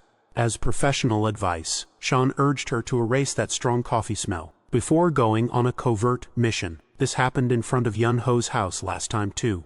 Mary was quite shocked to hear that the legendary Sean could even catch a whiff of someone sent from so far away. It was almost creepy in a way. Sean took the opportunity to ask what her deal was, and what she got for making his life more complicated than it already was, but she knew that this young man enjoyed the thrill of it all. She even caught the cool act he showed those buff bastards in the dark alley. Sean cringed a little, not expecting to be under such heavy surveillance. Mary wanted to ask how it feels to be slotted into the top bully position. At school, Sean finally snapped. Being in such a negative spotlight wasn't his style at all. He was already popular to begin with. But she wasn't talking about all that. She wanted to know what he thought about the cold and harsh gazes of his peers, the eyes filled with betrayal and contempt underneath. Mary genuinely wanted to know if Sean liked that stuff. Used to such crazy characters from the mansion, Sean stayed chill and confirmed if she was behind all those photos. He admitted that it was well made for its purpose, but it was still a little crude for his tastes. She made a perfect weapon, just good enough to fool the general public. Mary admitted that, given the tight schedule and limited resources, she had to settle for something crude. All Sean was hearing were excuses. Slowly lifting his eyes with a mocking grin, he turned to Mary and said the word scratch. The young lady's smile did not dissipate, but her hand darted into her bag with unprecedented speed. Sean immediately jumped out of the way. His bag suffered 3 gunshot wounds from the conveniently obscured gun inside Mary's purse. He found himself hiding behind concrete walls while trying to pacify Mary. This was Korea. They can't just take a gun out whenever they want. Besides, the mansion's supposed to retrieve him, not kill him. When asked what Mary would do if he was hit, she just laughed and argued that Sean could easily deal with this much firepower. without any problems, but in her own opinion, the legend of Shan should just die. She thinks it would be better if they just discard him, not waste more resources for his retrieval. Walking into the dark alley, away from the prying eyes of the public, Mary casually tossed her ruined purse away. She was now creeping in with a Glock in her hand. Shan erased his presence, letting the young lady walk deeper into the darkness, to find him once he deemed the timing was right.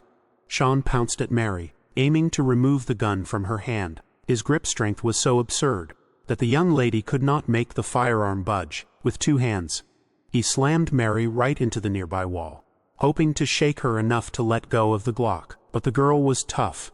She knew how to minimize impact damage. More importantly, she knew how to retaliate. Lifting her legs, Mary drew a hidden blade from under her skirt. It was just a tiny knife between her knuckles.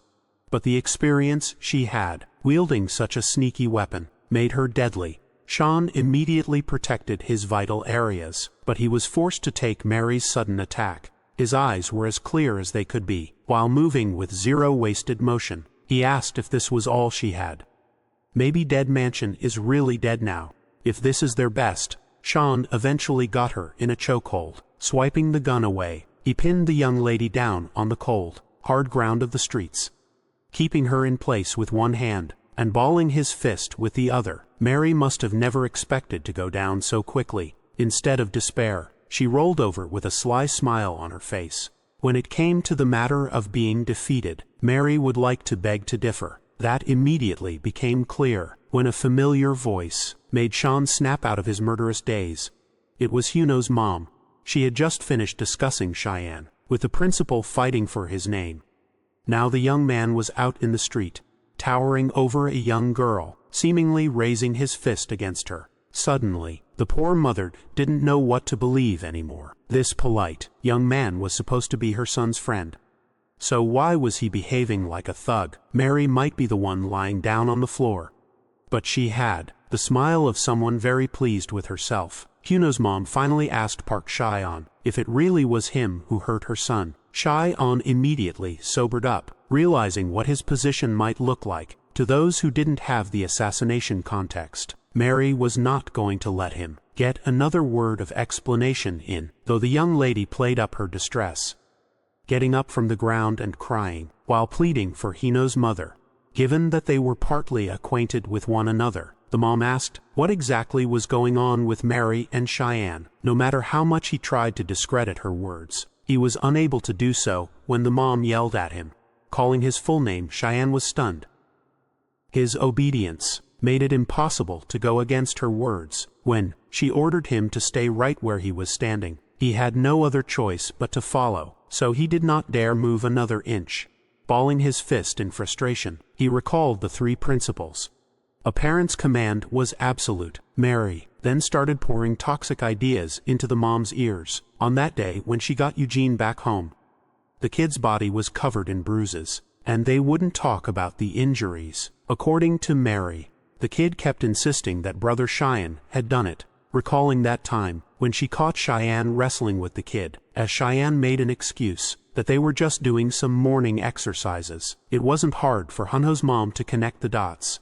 There was also the principal's assessment and the testimony regarding Cheyenne's link with Joseph. Mary continued that she just wanted to ask Cheyenne about what really happened, only for the young man to lash out and hit her in the process. Cheyenne naturally denied these allegations as much as he could. The dubious Mary was laughing at him on the inside. They might not be allowed to touch Sean's new mother, but there are plenty of ways to get to him without the threat of violence. Sean tried his best to appeal to the mom.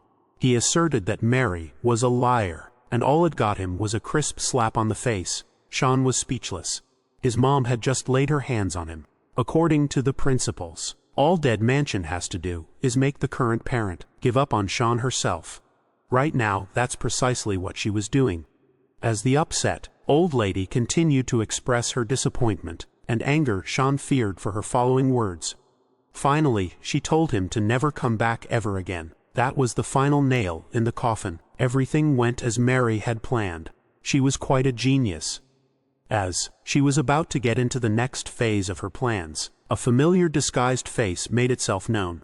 Her stride was broad and powerful. She commanded an air of confidence and control. It was none other than Sister Rachel. In her mommy disguise, it was time for her to swoop in and play the role of the disgruntled parent of a troublemaking child. Lifting her glasses, she sounded like an exhausted mother who couldn't handle the antics of a hopeless child. When she told Cheyenne that it was about time to go home now, the young man was visibly shaken. He did not want to return. Back in the dead mansion, the director flashed his disgusting grin, showing his beige-old teeth. On the phone, he had just received updates regarding the success of Sean's retrieval. He praised Mary for such an excellent job. The perv was so excited at the prospect of his greatest weapon coming back that he lost all strength in his knees. He kneeled before a painting of the Lord and thanked the heavens for answering his prayers. The director attributed all the success to Mary and her twisted ideas. She made a truly befitting resolution as Dead Mansion's most excellent strategist. Acting modest despite all the praise, Mary insisted that she just did what the director wished for, and she would continue doing so. When the old perv started going on and on about how the legend of Dead Mansion was finally going home, that Sean was finally joining their ranks again, Mary's mood took a turn for the worse. Her next orders were to return as quickly as possible, and she accepted the task without a fuss. On the other side of the room were Sister Rachel and the parentless weapon, Sean. They were busy eating pizza, ice cream, spicy noodles, and all kinds of good food. Rachel commented on how similar their tastes were when it came to food, knowing full well that Sean was just eating whatever she ordered him to eat. On second look, this demonic nun was actually forcing him to eat pineapple pizza with a side of mint ice cream.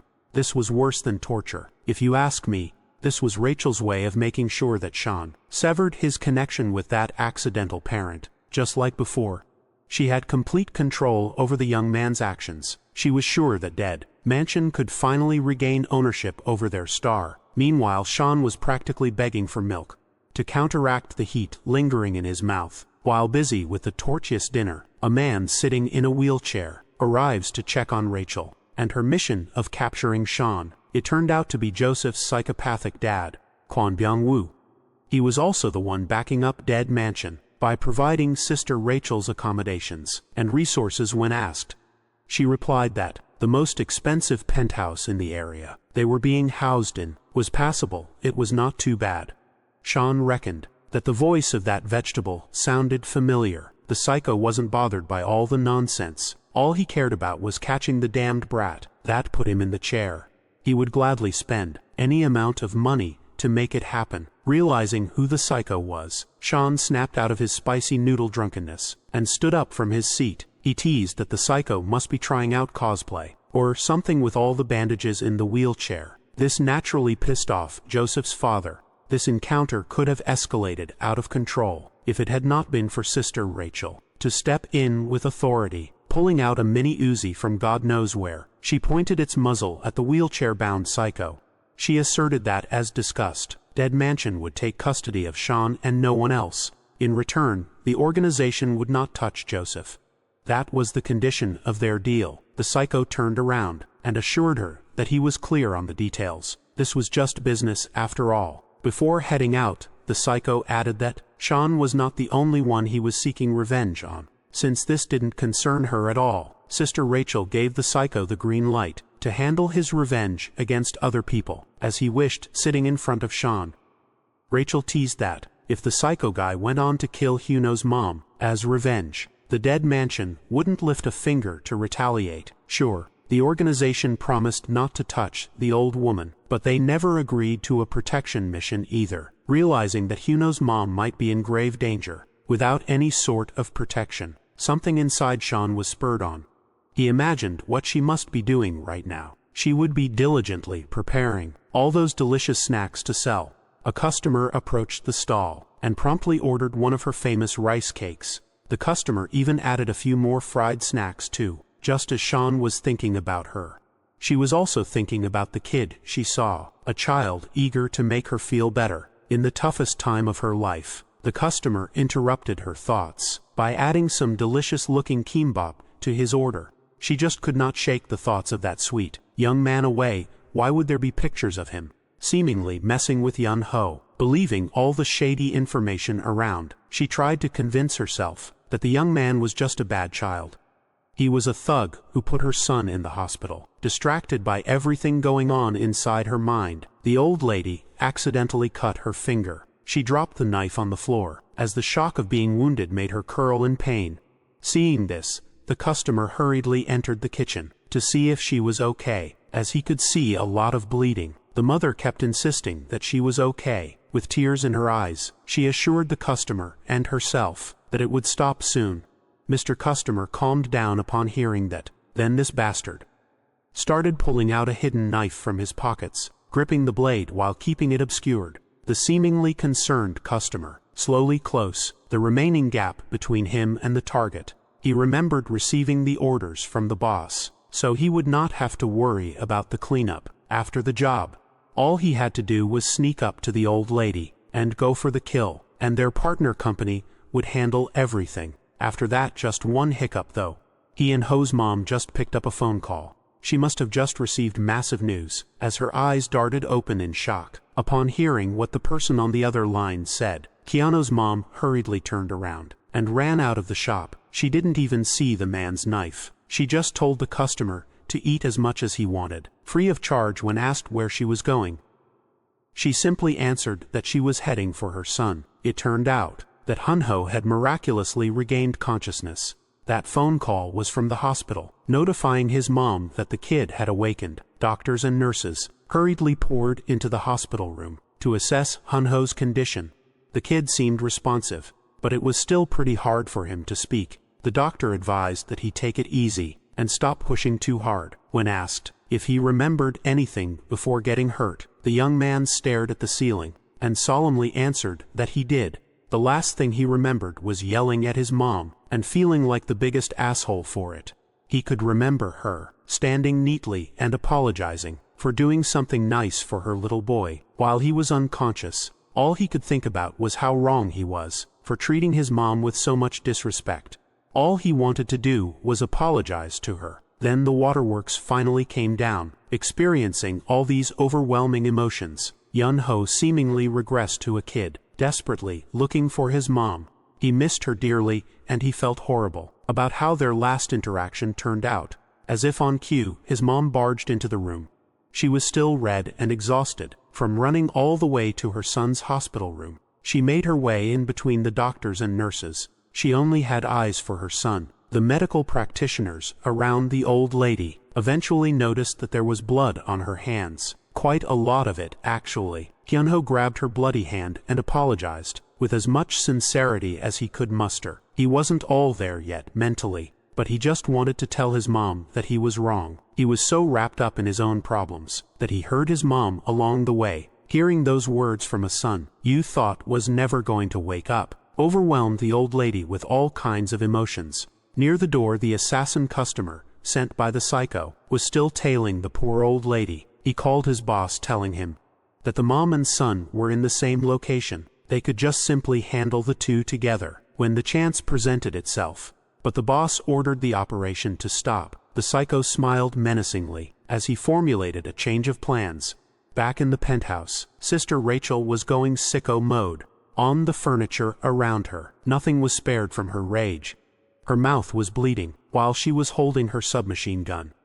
She was chanting curses as if she had been wronged by someone. That's because she had been that psycho.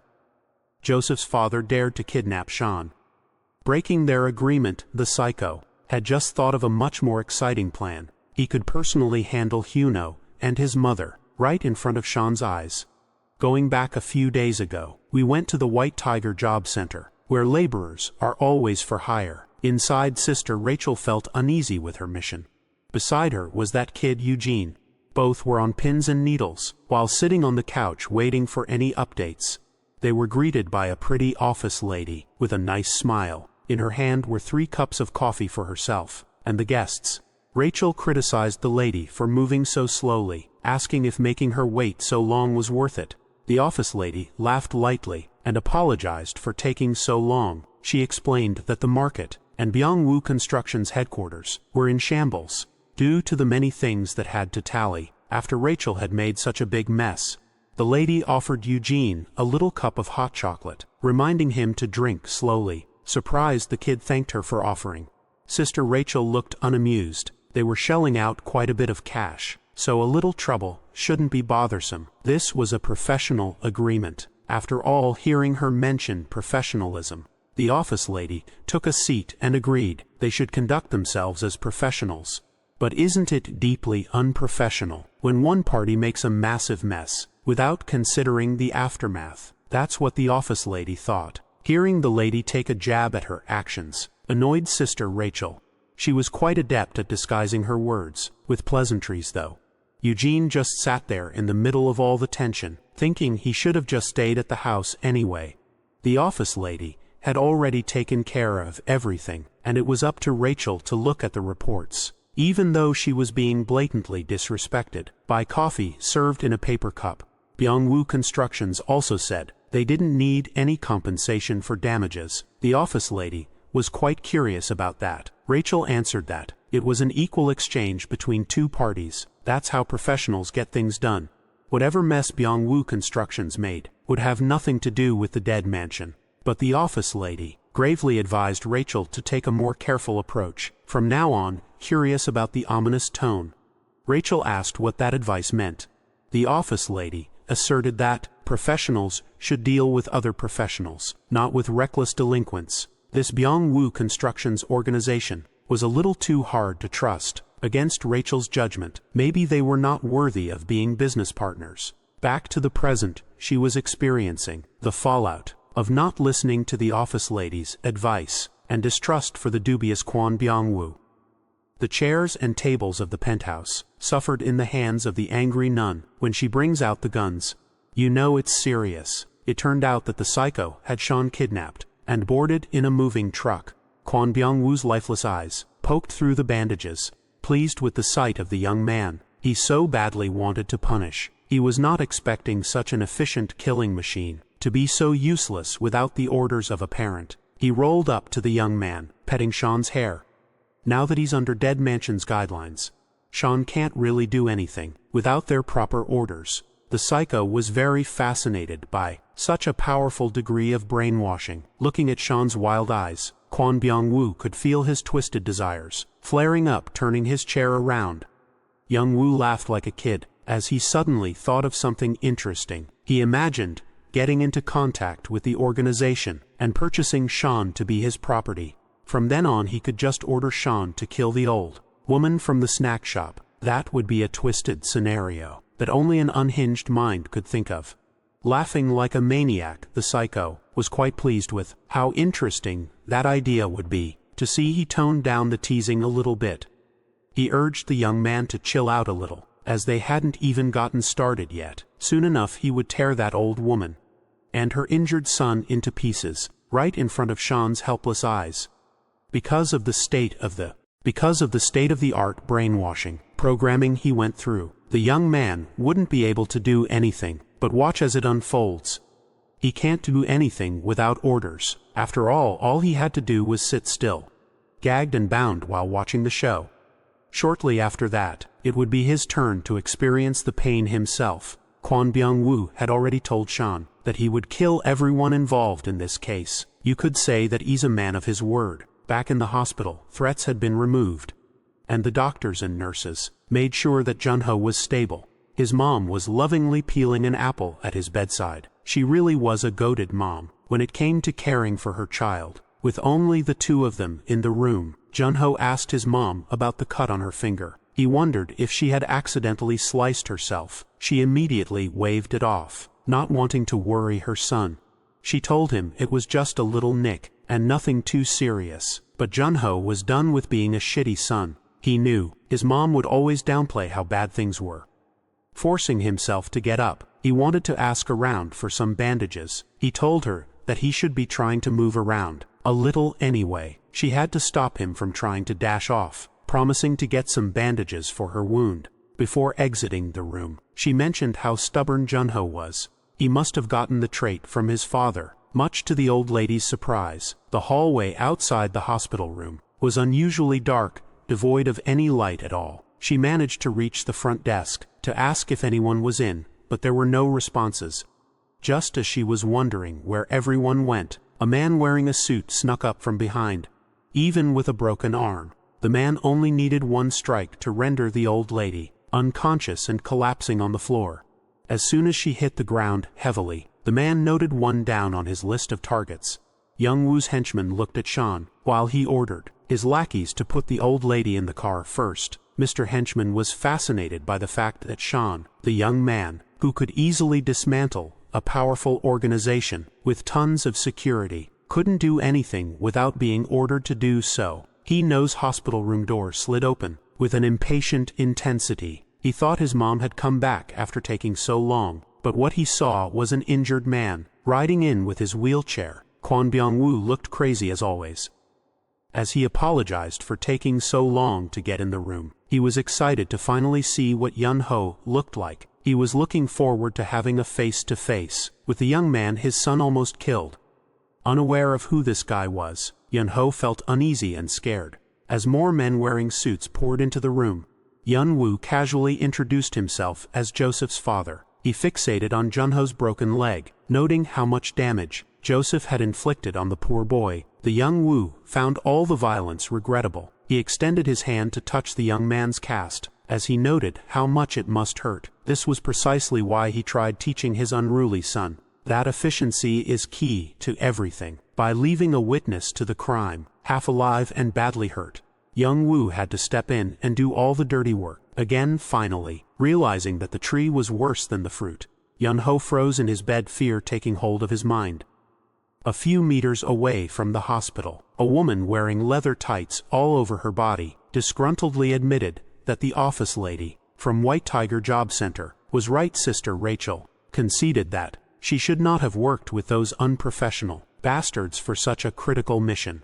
In her hand was a zipline gun. Upon firing, the minimal noise barely raised the suspicion of the men inside the hospital room. That did not matter though. She's never been one to prefer a silent and slow operation, ziplining into the extraction point. The nun smiled as if she was having a blast.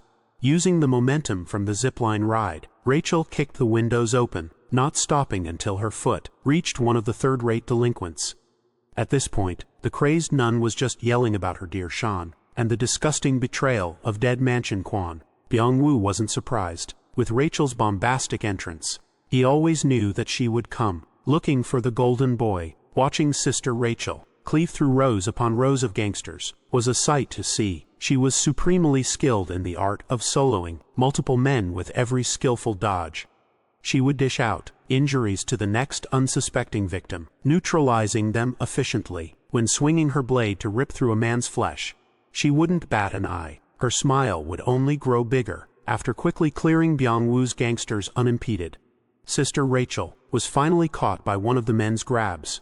He repeatedly yelled that he got her, and the boys immediately readied themselves to mount an attack. Rachel became unusually calm as she asked the man if he liked hugging her from behind, so much with her signature disturbed smile. Rachel smashed the back of her head into the grappler's face. That was an easy way to cut herself loose from the lock. Upon freeing herself, the slaughter continued as more and more suited-up gangsters hit the hospital floor cold. Her entire body was a weapon. Receiving a kick from the crazy nun was a death sentence. Realizing that they might have flown too close to the flames, Byung-woo ordered his men to grab Yun-ho first and transfer him to the next destination. As they continued their plan, times like this made having a motorized wheelchair very worth it. The psycho drifted and shifted as he zoomed out of the room. They exited to God knows where, while Rachel continued taking everyone down one by one. With a hint of impatience in her voice, she asked where the thugs were trying to go. She didn't care about these damned bastards. She just wanted to see Sean again. The only one left to face her now was the henchman, with a broken arm. As soon as he snapped his fingers, even more gangsters poured out of different hospital rooms. They looked like battle-hardened thugs who wouldn't take it easy against a lone woman. Sister Rachel looked around, realizing that she had stepped into a troublesome trap. From left to right, men wielding big blades surrounded her. Could she even cleave through all these people to safety? We'll find out.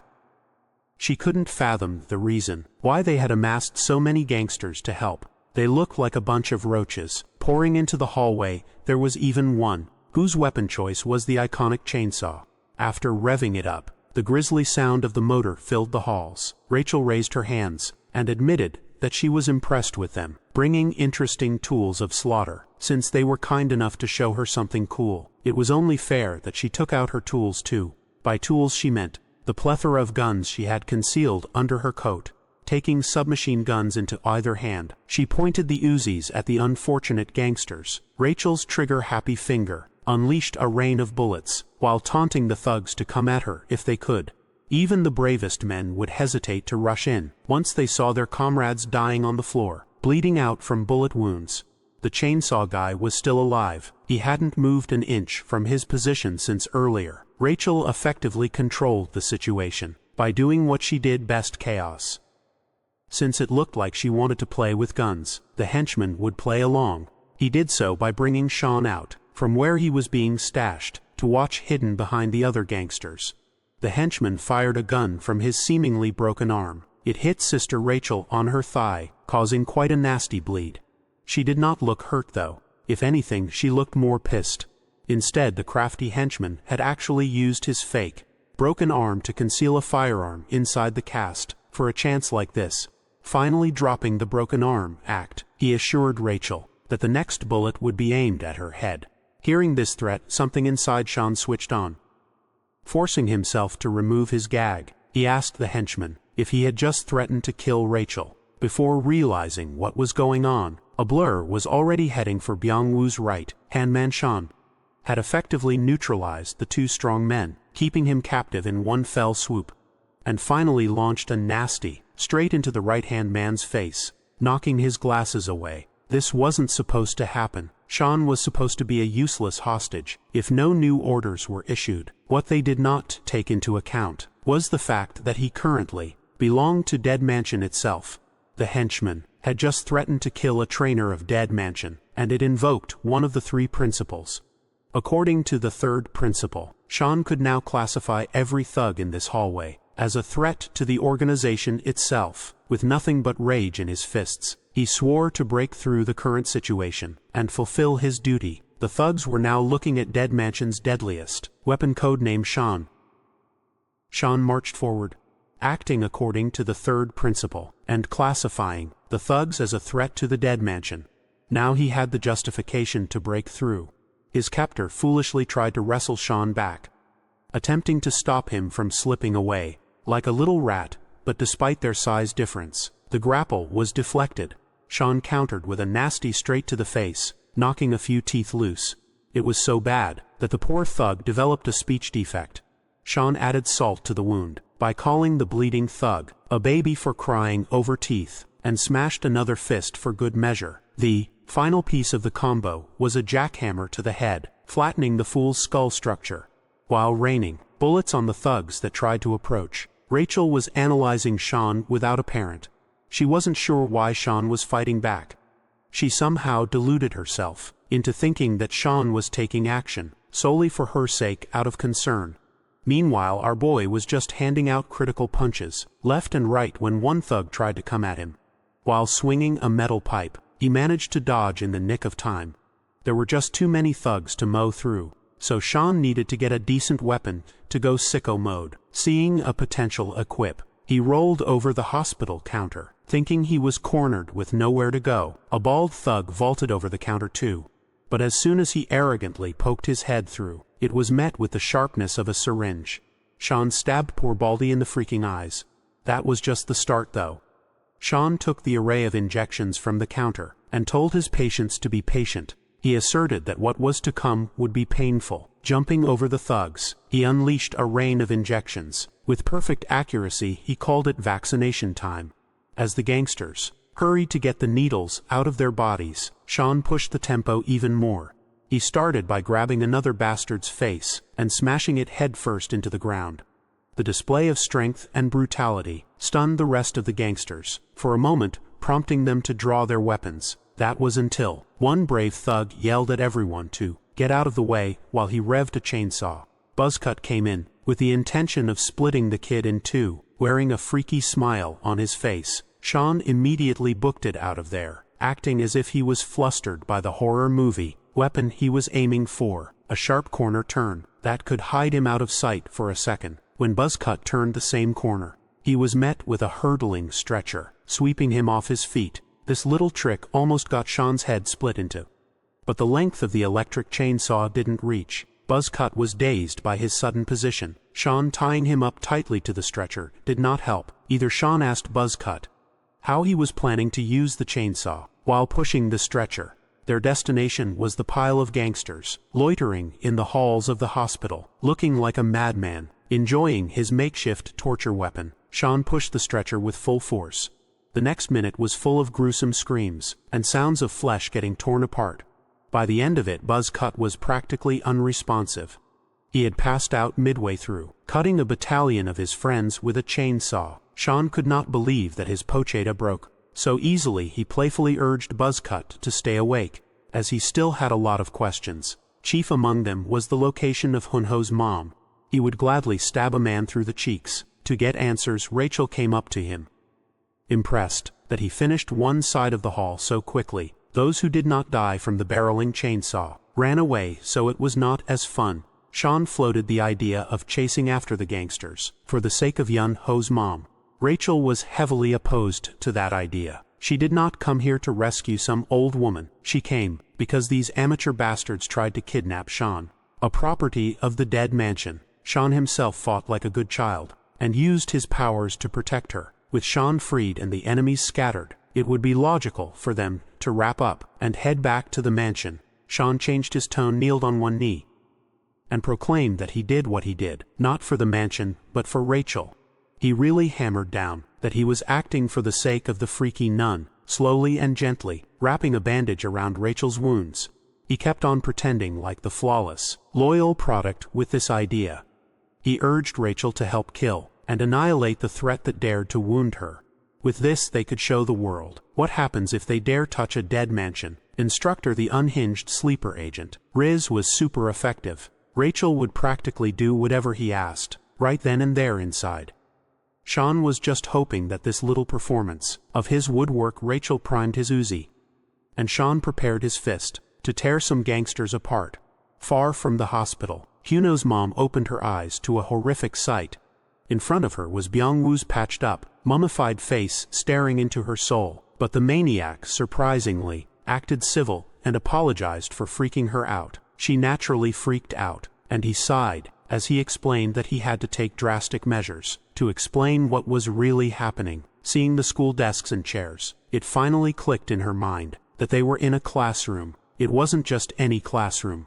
It was the classroom of both their kids. She was actually sitting at her son's desk looking down. She could not believe such cruelty. On her son's desk were hateful messages, scribbled all over the surface, targeting Yun-Ho. Byung-woo acted as if he was appalled by the cruelty of kids, as if his son was not the main culprit. He even milked the crippled and wounded father act as much as he could. Byung-woo peeled all his bandages and formally introduced himself as Joseph's dad. He deliberately showed his freshly wounded face to blame it on that damned kid. By that he obviously meant Park Shion, as if they did not start the beef first. Byung-woo continued telling Hyuno's mom that Cheyenne was the perpetrator of all the bullying incidents and framed his son Joseph. Thanks to those Photoshop pictures, seeing him in distress while falling off his wheelchair, Yun-Ho's mom tried to help. While lying on the floor, he vowed to get his revenge. As repentance for not being able to protect his son, he had that impassioned speech on lock. But mom was not comfortable with the idea of revenge, and would rather get the law involved. Byung-woo called her naive for believing that the authorities would be able to do anything. He even pointed to the exact window where Yun-Ho fell, while trying to convince the sweet old lady to avenge her son. In order to stop that Park Shion bastard, he handed Yun-Ho's mom a sharp blade, while asserting that they must take charge. As he placed the handle of the knife in her hand, the villainous devil continued, poisoning her mind with his revenge act. Back in the dead mansion, the old priest director had just received reports of what was happening in South Korea to their organization. A group with no background like Byung-woo Constructions was inconsequential. That pissed the director off even more, knowing that these irrelevant thugs tried to target his masterpiece Sean.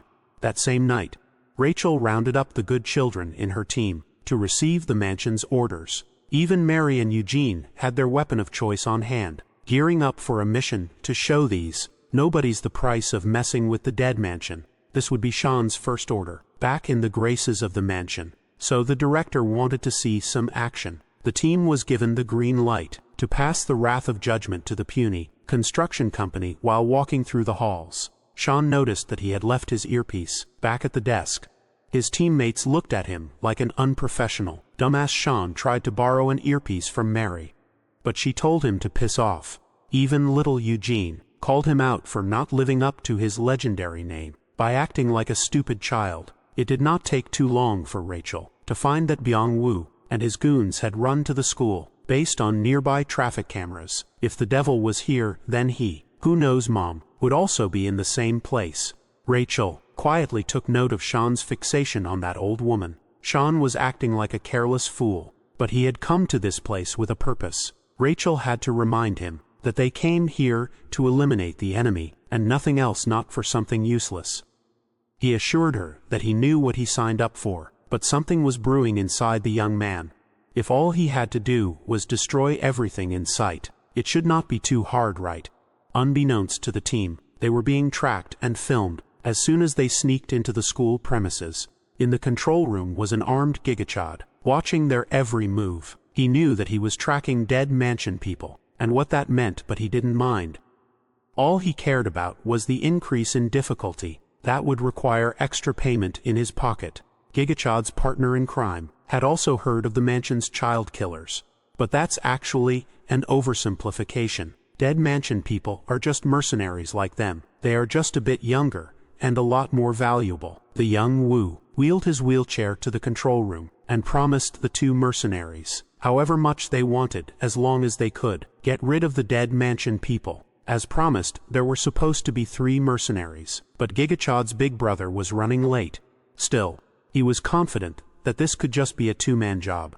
Byung-woo still felt a little insecure, knowing how formidable Sheehan and his gang were, feeling insulted by the lack of confidence. Gigachad threateningly insisted that the job would go without a hitch. Dmitri had a habit of scaring people like that. At least he was professional enough not to lay hands on annoying clients. He believed that this professionalism set them apart from those kids. Sean and the gang quietly traversed the school hall, looking for signs of activity. They had not heard a peep, and had not seen a single gangster. But their tracking should be correct. Mary found it strange that none of the CCTV cameras inside the school were working, though Eugene suggested that they split up and search to cover more ground, and they should be able to handle amateurs by themselves. Rachel liked the idea, and they split up.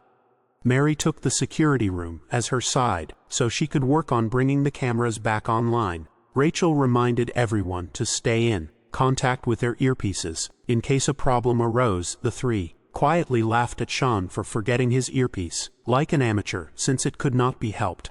Sean was stuck following Rachel instead. Eugene chose to search in the new building. With the kids gone, Rachel and Sean were left in the hall, being alone with the target of her weird, homicidal obsession. Painted a twisted smile on Rachel's face. Sean started poorly, acting like a tough guy. And Rachel finally dropped the BS to ask him directly if he was still thinking of the old lady and that bullied son of hers. She wanted to know why Sean was going so far for these strangers. This misplaced obsession had no place in the mission, and should be dropped. Rachel threatened that clinging to these civilians would only bring more danger their way. Before Sean, they were just regular people. In a couple of days, they had become a target for a prestigious, secret association, and had been kidnapped by third-rate gangsters. There was only one common denominator. Thanks to his needless meddling, he might not want to think of it in such a grisly way, but Sean could feel the weight of their lives and blood in his every step. Rachel really knew how to push Sean's buttons and make him believe that everything was his fault. She knew how his mind worked, so she also knew how to break it with just a few words. In a highly vulnerable state, Rachel reinforced the idea that the only place Sean belonged to was the dead mansion. Their little brainwashing session was interrupted when he sensed something coming from afar. He pushed Rachel aside, with both of them dodging a hurtling bullet. The shooter was impressed at Sean's senses that detected the concealed shot. Based on Rachel's reaction to the shooter's appearance, it seemed like she knew him. As it turned out, Dmitry Medvedev was the second in command of a Russian mercenary unit called Barefoot. The last time they'd seen each other was 2 years ago, on a mission in Vladivostok. Dmitry slammed the limp body of Mary he was carrying to the ground. He swore that he just smacked her around for needlessly buzzing. Rachel looked at the mercenary with poison in her gaze. Dmitry admitted that he liked Rachel, but a mission is a mission. She raised her Uzi, and he simply aimed his pistol at Mary, demanding a professional, instead of an emotional approach to the situation. Dmitry proposed that he could drop this mission and let things slide once Rachel went out with him. Without pause, she cursed the womanizing dog and pulled the trigger multiple times. Dmitry swiftly threw his body to cover, dodging the initial barrage. Running under the counters, he repositioned for a better angle. He managed to return some fire but failed to hit Rachel. She paused behind cover and reloaded her dual guns. At the same time, they were not expecting to run into Barefoot, so things just got a lot more complicated. While stuck in an intense crossfire with the mercenary, Rachel continued lecturing Sean about how he dragged an innocent old lady into this dangerous world. Looking around, she realized that Sean had already vanished. While reloading his gun, Dmitry kept trying to riz Rachel up. It was ineffective. The mercenary reckoned that a few bullet holes in her body would be enough to knock her unconscious. Sean, who had sneaked to a wall near Dmitry, quipped that the mercenary did not have the skills to take Rachel down. The two quickly engaged in close combat, featuring a gun. 3 initial fires were thwarted. By simply redirecting Dmitry's arm, Sean pushed further, while keeping the gun out of the equation. With his full body weight and momentum behind a single attack, his fist and the mercenary's face met. Dmitry took the punch like a champ, though. He praised Sean for having a stronger sting than that. Merry girl licking the blood flowing out of his nose. Dmitry found a decent opponent, and was freakishly excited. You see, the Russian mercenaries of Barefoot were notorious warriors. They had this cruel entrance test that filtered out the weak in the most Russian way possible. Entrants were dropped in the Siberian wilderness, barefoot, and they had to come out alive after hunting something in the wild. This bloody tradition gave them their name. Those who succeeded in the inhuman trial were inducted into the Barefoot. Dmitry over here hunted a whole bear for his test. Knowing this, it was no surprise that he was not affected by Sean's punch. Just as Sean was thinking, back to his supposedly solid punch, Dmitry's fist landed on his face too. This attack sent him flying far away. Dmitry was used to wrestling bears to death, so a puny punch would never be enough to take him down. Just as he was about to finish the job, he finally noticed that the gun in his hand had been disassembled. The only window of opportunity Sean had was midway through taking the punch. Yet he was able to remove the gun from the equation handily now. Dmitry was seeing what the fuss about dead mansion kids was really about. Sean still had no clue how to overcome the difference in their physiques. Taking another gun out of a holster, Dmitry aimed behind Sean's cover. He had a clean shot but was forced to dodge when Rachel popped out to shoot at him. Dmitry playfully bantered with Rachel while sneaking his way to cover again. If she saw as much as the top of his head poking out, Rachel promised to put 3 new holes in it. The mercenary joked that hearing such threats made his heart flutter for some reason. This could have been an easy 2 versus 1, but Dmitry had some backup. Rachel almost got clipped by Byung-woo's gangsters. Now with proper protective gear and firepower, the annoying bunch was back, and she was forced to get under cover too. Mary had also regained consciousness, and was struggling to speak clearly. Due to her injuries, she finally managed to blurt out that there was another mercenary roaming the school. It was brief, but she managed to see the other guy. Through the cameras, the blue-haired punk mercenary found himself in the new school building. In there, he invited little Eugene to play a little game. Sensing danger, the kid immediately prepared to take action if needed. Blue Hair continued acting as though he was a friendly guy, with a bright smile while unzipping his huge bag.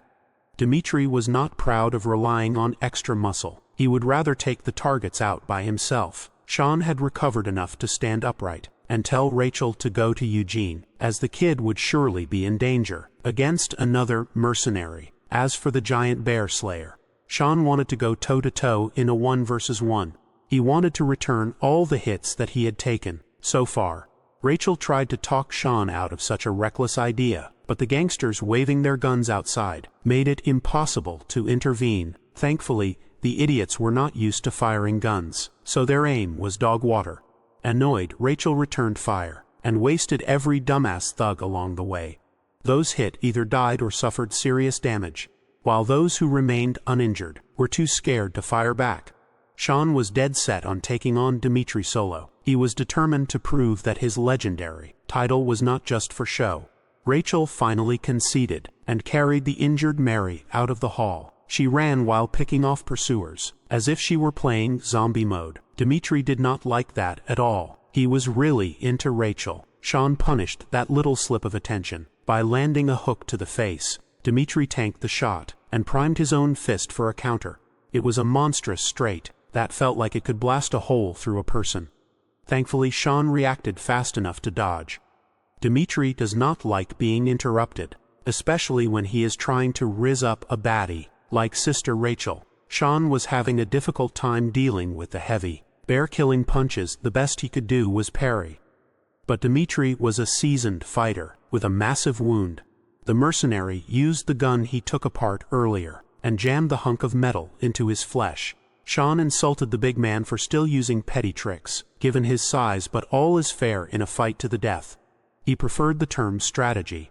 Sean asserted that the use of such petty tricks was the exact reason Rachel would never play with Dimitri. At first, the big man was insulted, but then he was impressed by Sean's effective taunting. Still, you could see that being called out was irritating. The mercenary Sean just happened to find a sore spot in Dimitri's nerves. He really liked Rachel. He liked her enough to abandon all tricks and run up to Sean like a giant freight train, ready to tear the kid to pieces. As usual, Sean kept his eyes open and parried the first strike. And just like before, he was sent flying out of balance, as the impact was too much. This time he left 2 pens stabbed in Dimitri's arm. They were lodged deep in there. Came an increase in speed that Sean struggled with. While the big man chased him, with fists balled up, Sean threw his jacket out to cover Dimitri's line of sight. When the big man waved the jacket away, Sean was nowhere to be found. Nearby, he noticed that a supposedly closed door was ajar and locked in. Dimitri licked his lips. Like a predator hunting his prey, Sean hid in the random office he found, while lamenting his decision to take on a Russian monster on his own. He asked himself why such a beast would come to such an inconspicuous place, but he already knew the answer to that. It was because of him. Everything that had happened was because of him. Vile elements just kept flowing into this place, due to his presence. Maybe he really was responsible for the ruin of normal people's normal lives. Maybe Rachel's brainwashing technique was way too much to shake off. Nevertheless, this helpless and powerless situation made Sean angry. It was not the loud kind of anger, but the more terrifyingly calm type of anger. Dimitri kicked the door open, eager to finally end this game. Sean ignored the boisterous big man as he stood up, and accepted that Rachel was somewhat right. If he had not come here, there wouldn't be an elite mercenary wreaking havoc on a high school campus. Hano's family would have been fine too. Sean accepted that he contributed to the reason for things turning out like this, but that only fueled his desire to end this chaos with his hands too. He could not just sit, hide, and cry because it hurt. Dimitri sensed the change in the young man's aura and immediately stopped messing around, knowing that he must end it quickly. Dimitri lunged with his combat knife. Sean calmly dodged without an ounce of wasted movement, and responded in kind by breaking Dimitri's arm, literally reversing the big guy's elbow. He did not even see the hands that broke his arm, with how fast it happened. With the threat of the knife neutralized, Sean used Dimitri's leg as a jumping pad. Sean scaled the giant and eventually planted his knee deep into the mercenary's nose. For once, he could be the one to call the big guy a twerp. The hit was solid and clean, but Dimitri was one tough nut to crack. He finally acknowledged John's name, showing respect to a formidable opponent. His nose bled and he got another freaky taste while looking at the locked-in version of Sean. Let's rewind time to 2 years ago, in the infamous Vladivostok mission, where Dimitri was commissioned to stand by outside a stronghold shore. He got a good rate for the mission, but he was just a glorified designated driver. it irked him even more that he was picking up little brats in the middle of the night. Hearing his complaints, Rachel corrected him for labeling the kids as brats. She preferred to call her little angels, the good kids of Dead Mansion. They were perfect products. Dmitri was a lot more inexperienced and rough back then, ignoring the driver. Rachel ordered the kids under her care to get in the vehicle one by one before the explosion, just as young Dmitri was about to ask what this explosion business was all about. The grand stronghold behind him burst into flames. As he looked at the burning stronghold, Rachel urged him to get his ass on the driver's seat. Quickly he followed suit, and asked if Rachel caused the explosion. She simply answered that it was a product of the kids' hard work. She turned to the children, and asked if the trip was educational. They single-mindedly confirmed. Then came the criticisms. David missed a lot of shots, most likely due to an issue with the gun. Rachel urged him to maintain his weapon in top condition. Amy's acting needed some work, as she tended to mumble her words when the stakes were high. Tom was supposed to be the covert guy, but his footsteps were audible while sneaking in. As for Eddie, Rachel simply ordered him to throw the candies he took from the meeting room, as professionals should not leave any tracks that could be traced back. Hearing all these ridiculous criticisms, Dmitri laughed at how absurd it sounded. Just as he was about to light a quick cigarette, Rachel's eyes narrowed and stopped him. Breaking the cigarette, she insisted that secondhand smoke would be bad for the kids. Rachel was quite disappointed that this little brother of Barefoot's leader, Bare Knuckle, did not seem very knowledgeable about the industry. Just as he was about to protest being insulted, Dmitri was stunned at the sight of the psycho, wearing a skin-tight latex nun costume, while tying her hair up from that point forward. Dmitri had been smitten by Rachel's psychotic charm. Being young and inexperienced, he tried to hide it at the time, even though his face was blushing like a ripe tomato. Changing the subject, he asked where she got her scar. Dmitri even jokingly asked if one of the kids in the back gave it to her. Running her hand through the mark, she insisted that she got the scar while training Sean, the legend of the Dead Mansion Sean.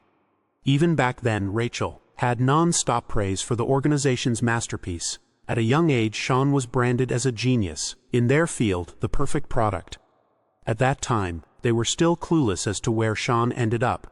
In fact, they were so desperate to find him that they would gladly get any information related to the kid. One of Sean's identifying marks was the word "one" tattooed on his back to the present day. Seeing a glimpse of Sean's tattoo reminded the big guy of his conversation with Rachel 2 years ago. While popping his joints back into their sockets, Dmitri gave his praise to Sean's skills. As soon as the bones were back in their right places, he ripped his shirt open to have a man-to-man duel with a formidable foe. Dmitri Medvedev, also known as Grizzly Barefoot's second-in-command, was ready for a real showdown. He lunged in with a knife in hand, and Sean ducked to get out of the way. The forced movement got him trapped in the big man's grip. While firmly held by the back of his neck, Sean was forced to eat a knee strike to the stomach. He gritted his teeth through the pain and did not budge. Sean bashed his head against the big man's chin, stunning Dmitri for a second. He had enough time to reset and get out of melee range. Unfortunately, the knee strike fractured a few of his ribs and caused quite a bit of injury. Assured that he was holding the upper hand, Dmitri pushed harder. A quick slash went wide, missing Sean's throat by a hair's breadth. He had hit this giant bastard in the chin at least 3 times now, but it did not even daze Dmitri one bit. His intensity and the quality of his attacks were not dropping at all. Finally, Sean was pushed with his back against the wall. Even that wall was not safe against Dmitri's freakish strength and knife skills. Still going this long without landing a killing blow was making him a little impatient. Dmitri wanted that intense and murderous Sean from earlier to come back and face him like a man. His next stab was met with a metallic sound, and a question: did Dmitri ever receive a reward when he was young, holding some random school plaque to defend his chest against the blade? Sean admitted that he had never been rewarded in his whole life. Pushing the hand holding the knife away, Sean kicked the big guy in the stomach with as much lower body power as he could muster. The pain made Dmitri buckle and recoil, still confused by Sean's words. Using the school plaque award, Sean made the big guy bleed from his neck. With a furious stab, the force behind that steel frame must have crushed the giant's windpipe. Sean urged Dmitri to consider the plaque award as a souvenir for his trip to Korea. With another push, he drove the plaque even deeper into the mercenary's chest. This next drive nearly knocked the big guy out of the pain with that. The man-to-man one-on-one was wrapped up, stretching his fatigued arms. Sean wondered if he should meet up with Rachel and the rest immediately. Suddenly, he noticed something that caught his attention. From his periphery, unbeknownst to Sean, Dimitri's throat and chest might be damaged badly. But the grizzly still had enough strength to grab some golf clubs. While Sean curiously picked up the picture that caught his attention, Dmitri was winding up his swing with every bit of strength he had left. It was clumsy, hurried, but extremely destructive. It was also slow enough that Sean was able to react in time. At this point, Dmitri was just running on pure hatred. I know a real hater when I see one. Sean finally decided to ensure the win by using the giant as a literal stepping stone. He climbed onto Dimitri's back and started choking the mercenary out. Sean urged the big guy to give in, unless he wanted Rachel to hate him more. Physically and mentally at his limits, Dimitri's bloodshot eyes finally closed, and his grip on the golf club loosened. Dimitri's limp body hit the floor, knees first, while all consciousness faded. Sean happened to find his own picture in a loose school case file. He saw a few of his pictures and a few other things. In the new school building, Eugene had just reached the swimming pool area in search of gangsters to mess up. His discreet search was interrupted by the blue-haired punk joining him to look in the pool's water. Realizing that he did not feel this man approach him at all, Eugene hurriedly jumped to a safe distance. Enemies that could hide their presence at this level are not to be looked down upon. One thing for sure was that this punk was not your average person. Eugene made the smart call and reported back to Rachel. Using the earpiece, the punk just laughed and confessed that he had already set up a disruptor, so calls wouldn't be able to go through. Instead of dealing with pesky backups, the punk would like to play instead. Seeing as the enemy seemed like an experienced pro, Eugene's game plan was to avoid a head-on fight. He still had one ace up his sleeve, no matter how shameless it was. Deciding to use this card, Eugene started loudly crying like a normal child would. While apologizing and acting cute, the punk's smile deepened. While he listened to Eugene's crying and stuttering act, he asked why the kid was crying, and Eugene answered that he just wanted to go home. Feeling that the punk was starting to drop his guard, but it was a massive miscalculation on Eugene's side, as the punk swung his metal bat without reservation. The bat made the metallic sound of impact and sent the kid flying to the infield.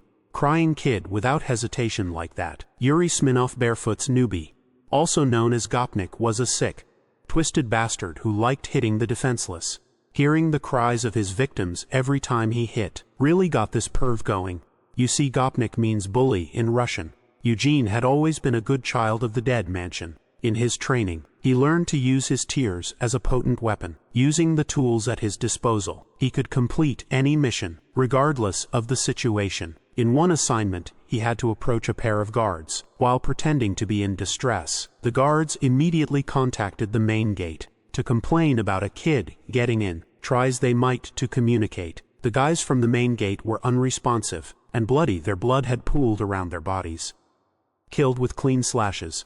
While one of the guards was trying to connect to the main gate, the other was trying to pacify the crying Eugene. The little guy timidly explained that he came with his dad and got separated in the bathroom. While one of the guards checked the list for this missing parent, the other was focused on comforting the child. Children are weak, and they need the protection of adults. A child's tears could invoke protective instincts, and it was Eugene's go-to move to lower an enemy's defenses. The vigilant guard was pretty sure that none of the guests brought a kid, but when he found out, his partner was already leaning unnaturally on the ground, with the kid gone. When he saw blood pouring out and pulling on the tiles, he realized that they were being played. He tried to stop his friend's bleeding while panicking. The vigilant guard surveyed the area, but Eugene was one step ahead. He was ready to pounce with his knife from the flank. Just like that, one little kid managed to clear 2 levels of security easily. Eugene immediately reported the success of the order, but his hands were stained with the blood of grown men. But the blue-haired punk in front of him was a different beast. This freak did not even hesitate to attack a crying child. with a full swing from the look of elation on his face. This creep actually enjoyed the torment. He wanted to see more of that cry, and he would gladly swing his bat a couple more times, to see those fake tears again. Eugene had to think and act fast, as the enemy was a swift wild card. He dodged the next attack, the bat leaving a massive crater on the floor. The power behind those swings could not be understated. It was totally different from normal. Yuri admitted that his swings were extra crispy, because his bat was custom-made to his taste. With this thing, he could bash any number of children with glee. Eugene tried his best to get away and avoid any more serious damage, but the initial arm injury flared up. It knocked him out of position. While Yuri was in active pursuit, sick of being led around by the kid, the creep turned the handle of his bat and aimed at Eugene, the kid's foot. To be specific, used the weight and momentum of the bat to crush Eugene's foot. It was an acute pain that he had never felt in his short life before. Forcing himself to lock back in, the kid pulled out a butterfly knife. With a flourish, he used that flimsy knife to deflect Yuri's bat. After creating a bit of separation, he tried to get up and run. Eugene vaulted over some fences and focused on retreating, even though he was not in the condition to move around. Seeing him limp downstairs, Yuri decided to give the kid 10 seconds to limp as far as he could. The count started immediately. He focused his will to run as far as he could. Within the given time tries, he might to run optimally. Putting weight on his injured foot shot severe pain up to his body. While he was dead set on making it out of this place, Yuri came out of hiding with his bat, stretched for a full hit. Eugene clumsily pushed his body out of the way, almost getting clipped and crushed by the surprise attack. This punk did not even give him the promised full 10 seconds to retreat. Even the countdown thing was just a game Yuri liked to play to give false hope. That was easy to crush. Eugene blocked the attack with his pocket knife, while the creep went on about how naive the kid was. The impact eventually sent Eugene hurtling toward the swimming pool. He landed and sank to the deep end, while Yuri celebrated as if he had just hit a home run. The kid's arm was too weak and in too much pain to swim back up. He wondered if he really was just a useless kid, with a negative thought rearing its ugly head. He remembered Sean making fun of him for his constant habit of self-pity. Earlier in the day, Eugene swore that he was not as dramatic as Sean was making it out to be. The girls had to break their fight apart, as they had the annihilation mission lined up within hours before heading to the school. Sean promised to never make fun of Eugene again, but the kid surprisingly asked him if he was planning to save Junho's mom. Eugene asserted that the old woman had given up her parental rights, severing her connection with Sean for the kid. Exerting effort for someone who was not even family was weird. Eugene had never had his hair ruffled lovingly before, but growing up to be an illegal multi-tool for the elite without receiving any love tends to mess kids up. Eugene just accepted that the old lady's definition of family was different from his. Sean's advice was for Eugene to ask the old lady what she meant the next time they saw each other. He even brought up the fact that Huno's mom also wanted to see Eugene over her home again. Quietly, the two good kids fostered this unlikely commonality between them. But as of now, Eugene was slowly sinking to the pool's floor, while his strength was slowly sapped away. Yuri watched him sink. Worried that the fun would be over so soon, Eugene finally broke through the water to inhale copious amounts of air hungrily. He flailed and cried, while screaming that he did not know how to swim. Yuri held his stomach and laughter. He was just having too much fun tormenting the kid. This Gopnik extended his metal bat to give Eugene something to hold on to for safety. Eugene was a child who invoked protective instincts. Yuri, a trashy bastard who did not care about life, was a nightmare matchup. Finally, Eugene was able to reach the tip of the bat to hold on to just as he was about to reach safety. Yuri raised the bat playfully with a simple whoop. He insisted that the bat slipped, and Eugene would have to just sink into the water and die. Yuri would have really saved the kid if he just held onto the bat a bit longer. At least the creep had his fun. As soon as he turned around to head elsewhere, a little hand broke through the pool's surface to pull him off balance. The first grasp did not have enough juice to do anything meaningful, but it held Yuri in place. Using the force of his whole body, Eugene flipped his grasp into the water. It was quite a struggle. But this was the only realistic way he could think of to deal with the enemy. The mantra of completing the mission kept repeating in his mind. Finally, he was able to pull Yuri, the bully, into the deep end of the pool. The kid had always been confident with his acting skills. He even managed to trick a heartless child killer, while letting the water drain Yuri of his strength. Eugene wrapped his arms around the creep's neck for a chokehold first. He was tricked about the kid's swimming capabilities. No, he was having trouble breathing through the chokehold. Suddenly, it was no longer fun and games for Gopnik. While tightening his choke, Eugene insulted the Russian mercenary for being such a gullible piece of crap. Amateurs like this punk are just free kills for a good child. From Dead Mansion.